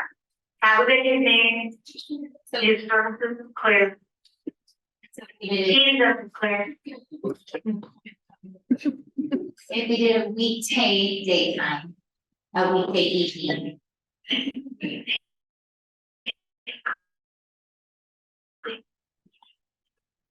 Weekend session at each time. That would be 6 sessions. So 3. And then maybe 1 each township, so there are 4 townships, so that's 10 sessions, nice to all people that are. That's good. That's 1 and 2, yeah. So are we fine just having it open for people? Who sign off? It's we can inviting people or selecting people. We can do it. Absolutely. The maximum you allow. I think for good discussion, it is, if we can narrow it down, like exactly what is the information they may be able to adjust that. But it seems to be like this, having 10 sessions is a good place to start. And then as there is more detail on what exactly it is, that number may be adjusted, depending on how they work. Sign up, maybe coach the sessions, let people sign up, get X many people, and then we have a lottery, so you can get 12 of them random. Yeah. It's how do you guarantee that the balance we're looking for is there? Yeah. Wait, and we could do that. Okay. That's cool. Yeah. So 6 sections, 3 each library, 4 townships, library for the semantics. Well, So we don't have questions yet. the question is, do you have them? We need. Let's have them work. I think it's working with us to develop. that can be part of it. So we give them the topic, we're looking for assistance. To be watching policy reflect both library times. So we see there's some needed facilitator watching that. Specific solutions and ideas. Correct. Yes. And then the last question says, they'll have a facilitator and they'll take at each conversation. For the final product, we can just be broad, it's typing of the conversation, we can theme the information and provide the major thoughts on things heard and provide looking forward. I think we want to proceed to forward. If we have both, I believe you can get the raw data either way. They just want to know if you want the sheet, which would be higher cost, or just the raw data. So it sounds like we want one. I don't think we need the data problems. Or they just collect that in. I think it would be collected in like who is in the room. That's how they find that. I don't. Sounds good. You guys have Okay, so that will be sent to the facilitator to answer the question about how much. If it's acceptable to the board, I will, we will collect this information and I will reflect it back to Tiffany and make sure that it's like we talked about here. And we had a question earlier about where money comes from. Where would the money for this come from? This would be, what I would recommend is that this be a fund expenditure using reserve funds. Okay, not professional services. That would be the category, but I would, the fund, I would just use reserve rather than operating funds. But it would be the question. Laura, this is probably your last question. Yeah, okay, fantastic. All right. Moving on, I think you're still ahead of schedule. Please. If I could recall that question, this was a question. Speaker was where the costs came from the financial being higher. CDAs and the CP. And the legal piece to that just for clarity purposes. Do we want to do it now in sessions or do we want to get to that?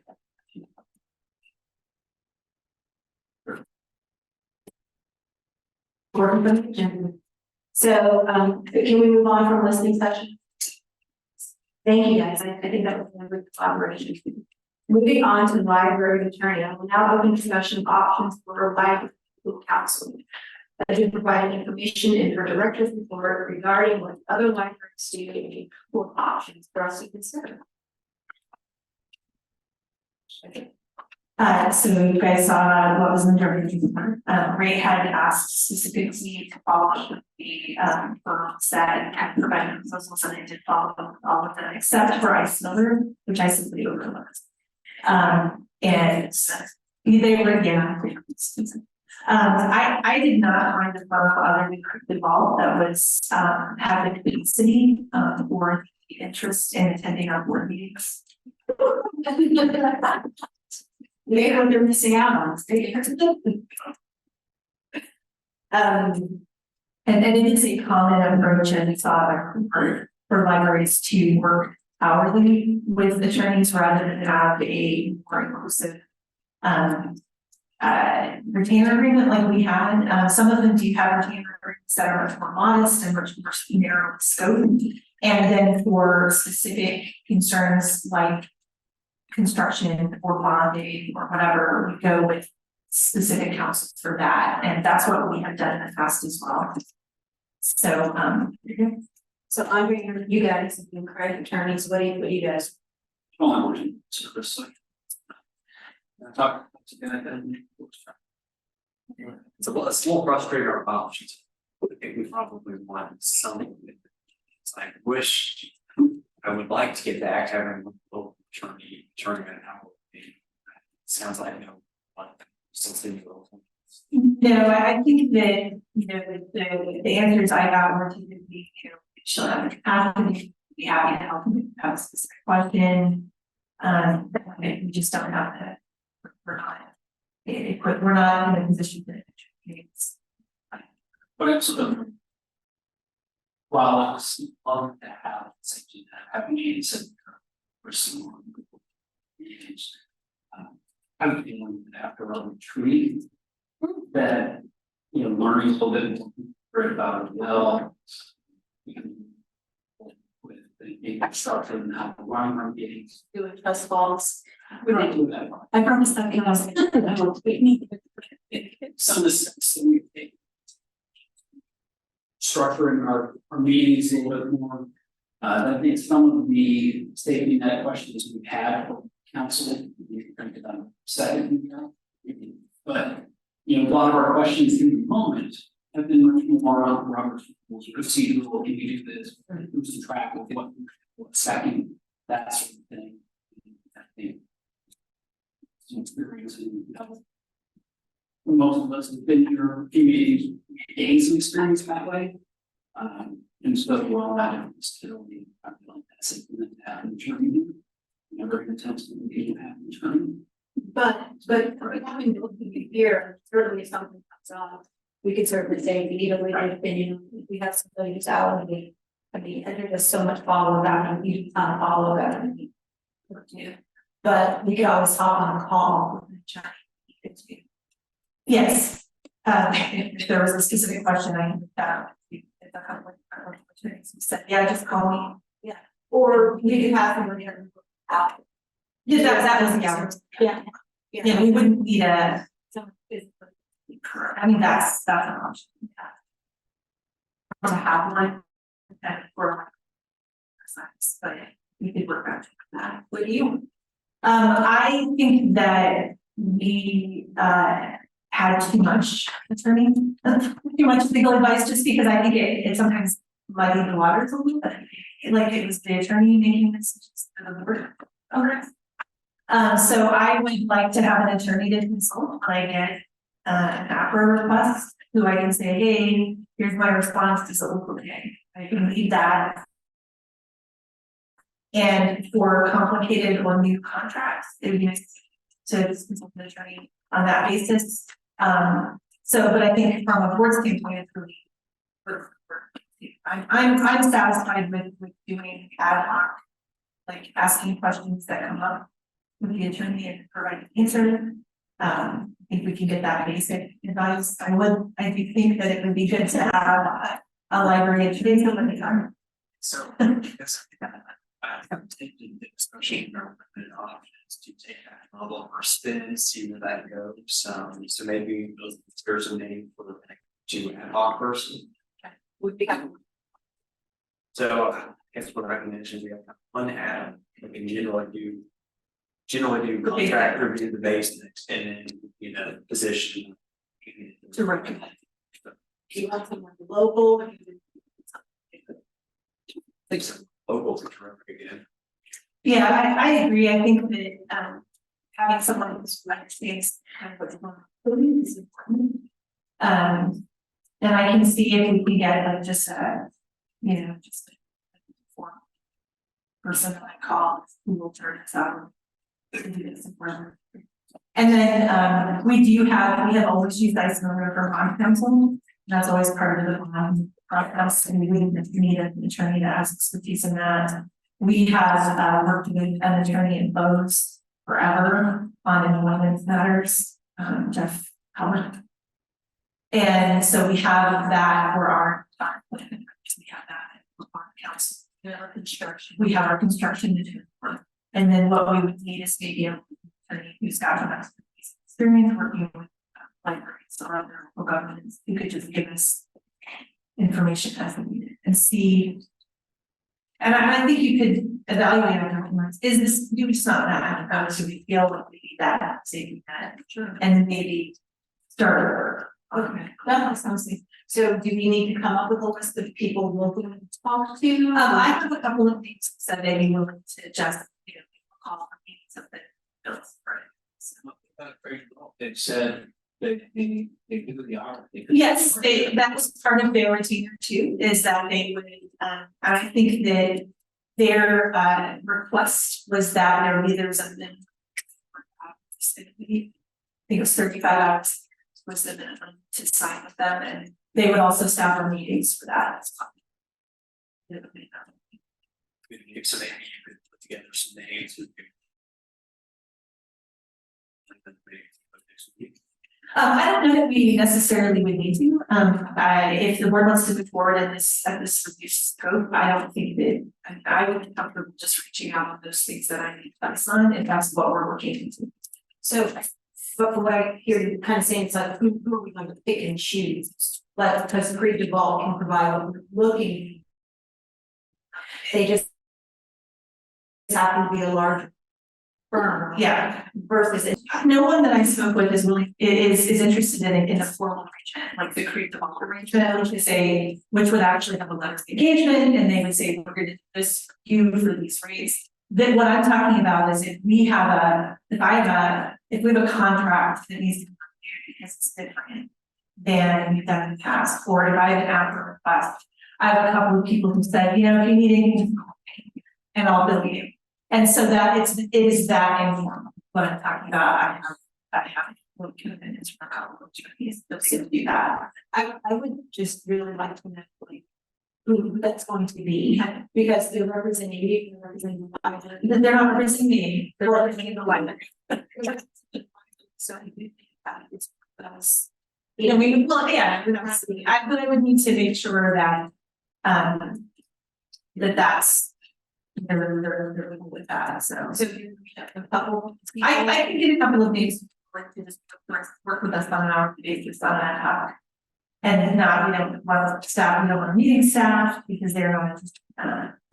That's the chance of them responding in some period of time. I can get an answer pretty quickly on this very I think this thing. I don't object to the idea of the regional because that is would be a sort of a bridge between what we've had for the past 6 months and then going to even less. So we can evaluate whether that feels like a good fit as far as the amount of bill service that we're giving. And then if we think, okay, yeah, this is too much, we don't need all of this, then maybe go to that level. I mean, they attended, worst case, they attended every meeting for a year. It's 24 hours. Yeah, I mean, it's.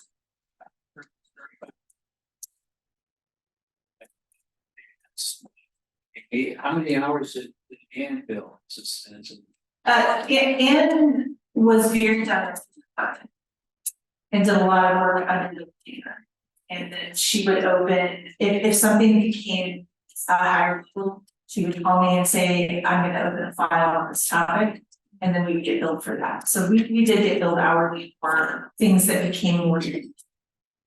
So it sounds like it's pretty involved and look at some local people and make a decision. I think we can certainly do that. I would have to make sure that, I mean, a lot of these conversations. So I don't know how officially official are these attorneys would be. This is more about if you're in a pinch, call me and I'll give you an opinion. I think we deserve something more than your pinch, because Yeah. So and what I like for that's pretty difficult. Okay. But that's not, I didn't call every reader testimony. maybe somebody will watch this meeting And be like, I was your business. There is a narrow pool who have experience with local government is being experienced. Maybe a formal pre-development arrangement, but I mean, lots of people work with attorneys. I mean, businesses usually don't have some official retainer finding returning contract here once every year. It's a, hey, I'm you call, you know, it's a relationship more than a. Yeah. I think just come up with a list that you run through your products. I know what I was. Yeah, just give us a list of who they are and decide. So do you, I guess my question is, can I just not all of them?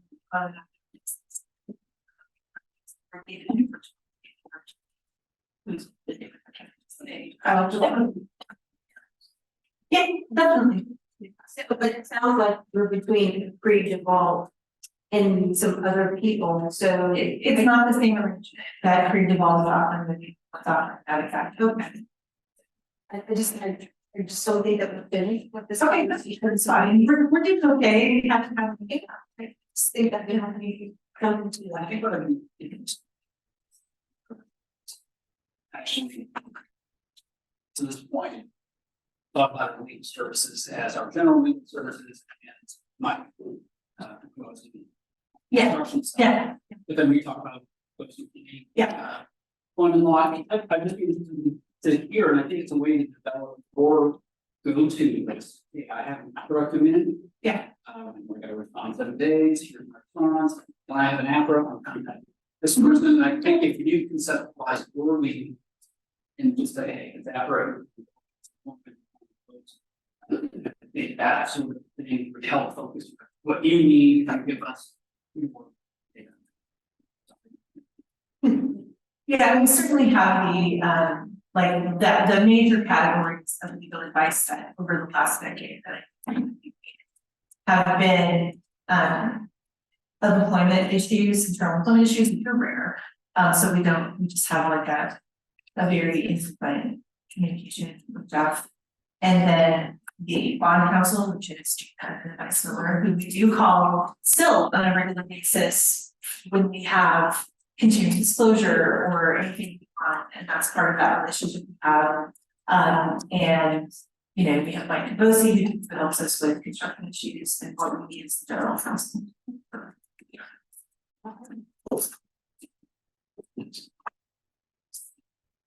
We need to move on.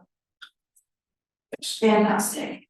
I will now open the session, couple working with the PR firm, if there was information. The information in the packet was just that our director of communications, director of marketing and communications, Health and Suite has had some conversations with a couple of different firms. We did receive a preliminary proposal from one firm.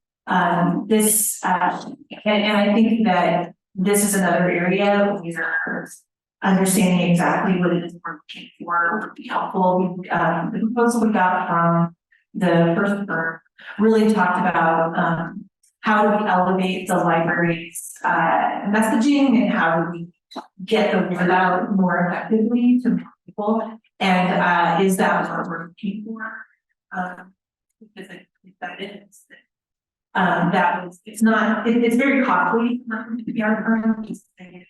How much was it? I'm not sure that they would be comfortable with us sharing that. It is, $100 now. yeah, it is, you know, tens of thousands of dollars. It's the hourly rate, but it is the total proposal is. And they might be fine with us sharing, I just need to make sure. That's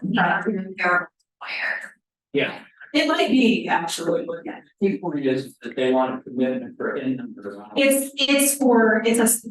proposal is for 50, and there are specific deliverables that include different mechanisms for messaging and different building new relationships, building relationships we already have, and developing different approaches to different kinds of communication. It was a very intriguing proposal. Can we speak?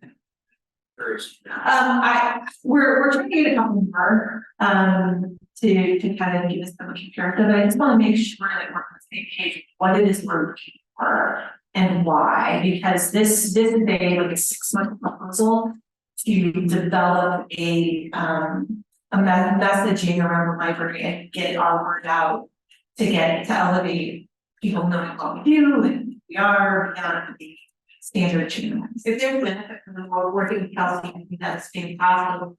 But originally, some of this conversation of working with a PR firm came up when we were talking to big one of the attorneys about working with somebody who could do crisis PR, helping us when things are going on. But it seems like we're on a different path now, and we may not need those kinds of services.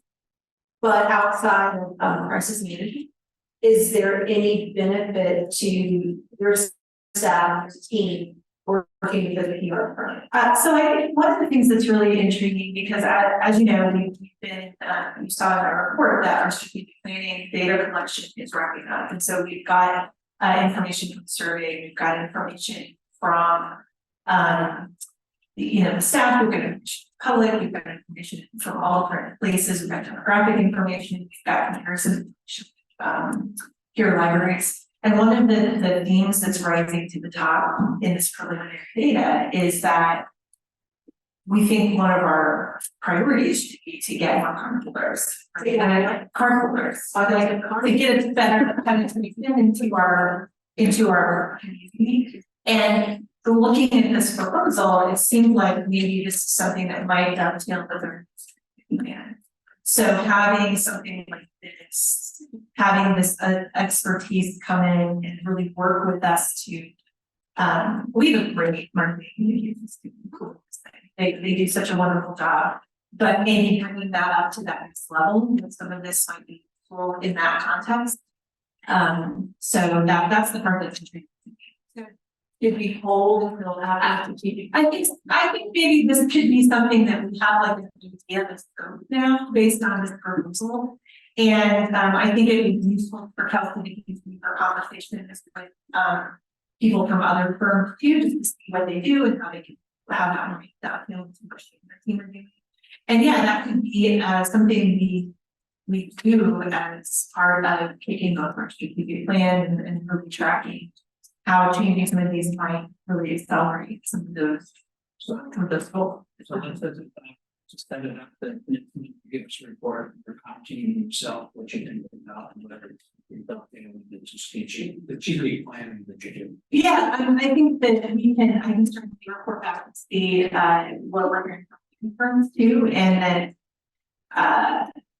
and just to kind of give you an update.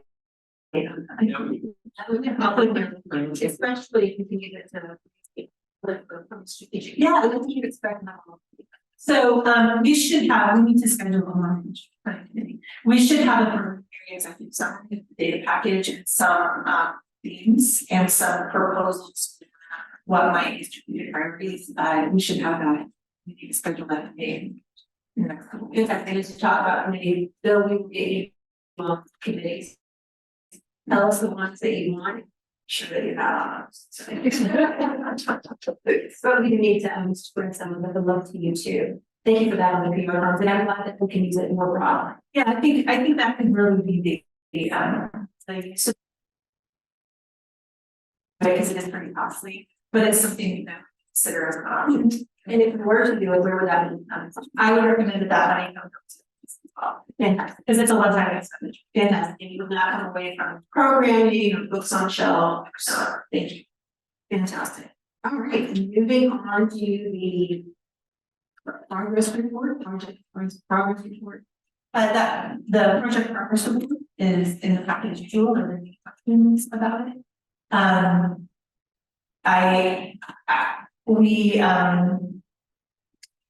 If things are going okay, we've had a couple of snags on timing. Kevin referred to that with your speed, but we're pretty confident we can still get it done.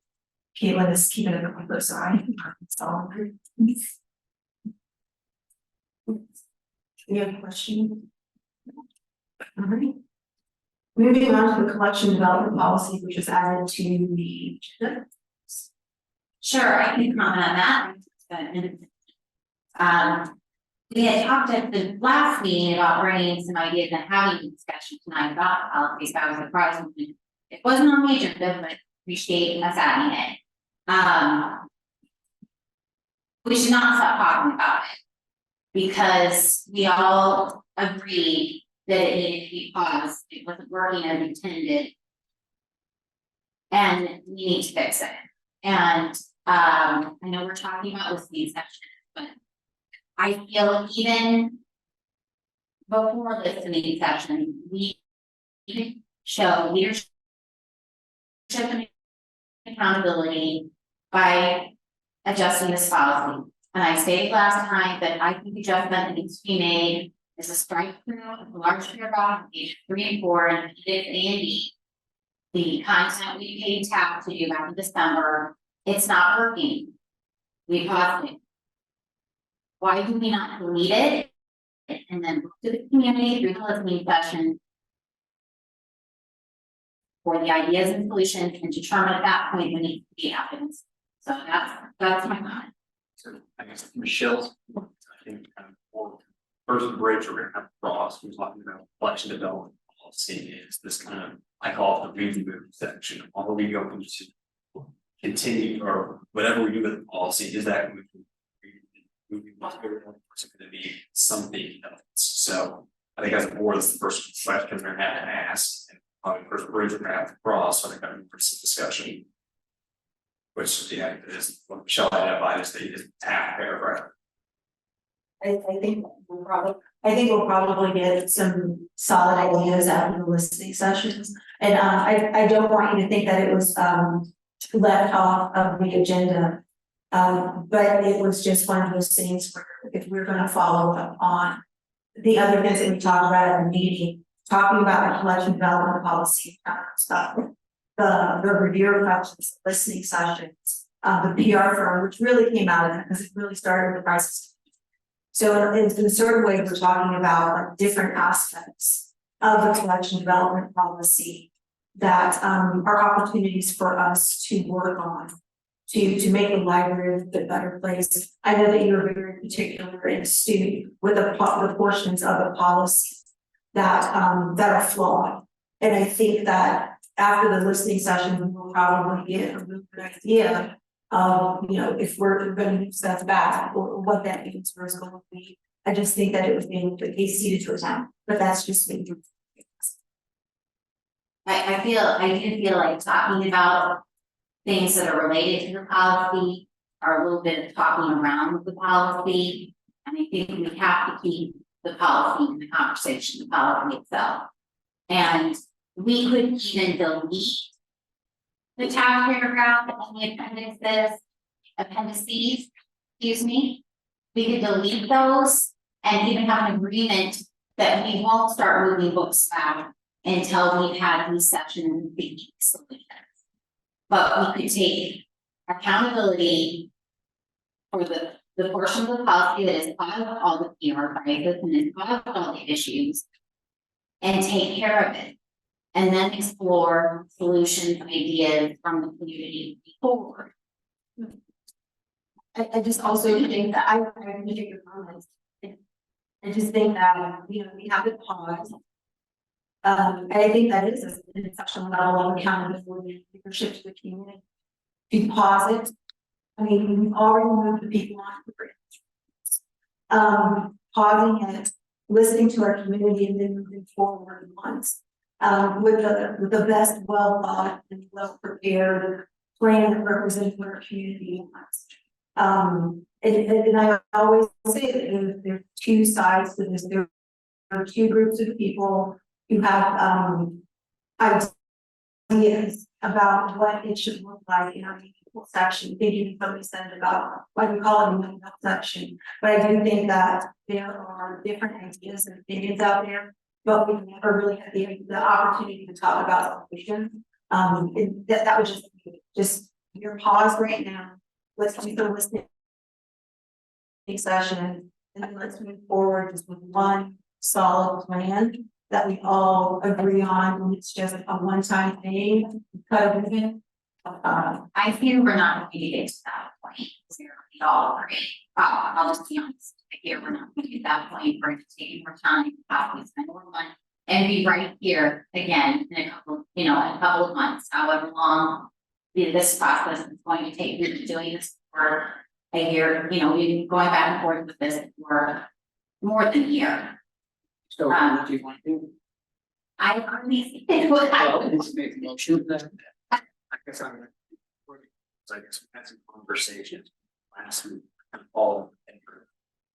So the conversation we're going to learn from policy and review process, and the conversation on the liberty and manga selecting.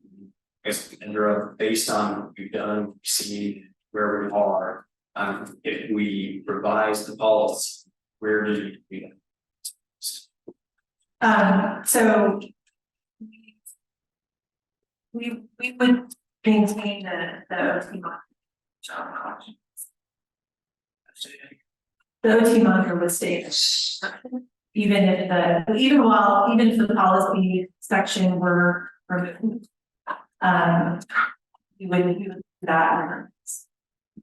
So what are you, so we had a conversation about the OT modest. And so one of the things that is very nuanced about the libraries is that even when I have a document from the ALA, it's mentioned older teen. Yeah. And so there are solutions that are out there. Older teen. I had not heard of older teen, it's being mentioned it to me. It's a rating that most use. Well, I saw it in the document, but the thing is that there are possible solutions out there that I'm not a library scientist, I'm not a librarian. Our agents aren't either, so I just don't know what is their way to be basic in library science. I mean, you've got a pretty creative diverse group of people. I can tell that creative diverse At the intersection of library science. I would just like to point out that community standards are the heart of libraries. And you probably saw that on the ALA website. And I'd just like to say that, ALA is our professional organization, but ALA also recognizes that and libraries serve the community they serve. So I would just like to say that I completely agree with you, that community, serving our entire is what we do, and what we strive for is to make sure that everybody that comes to the library can find what they are looking for and what they define, how they define the needs. And so we as librarians, we listen and we reflect back to that person what they're asking us for. So I hate to separate the idea of that library science is somehow separate from our community. It's not. The reasons we do what we do is Also said that every community is different. and that's absolutely true. And we serve the people we serve. So yeah, I mean, so should we should discussion on the motion on policy tonight. I would entertain a motion to adjourn the meeting. So second. no, that was great. We are only 20 minutes over.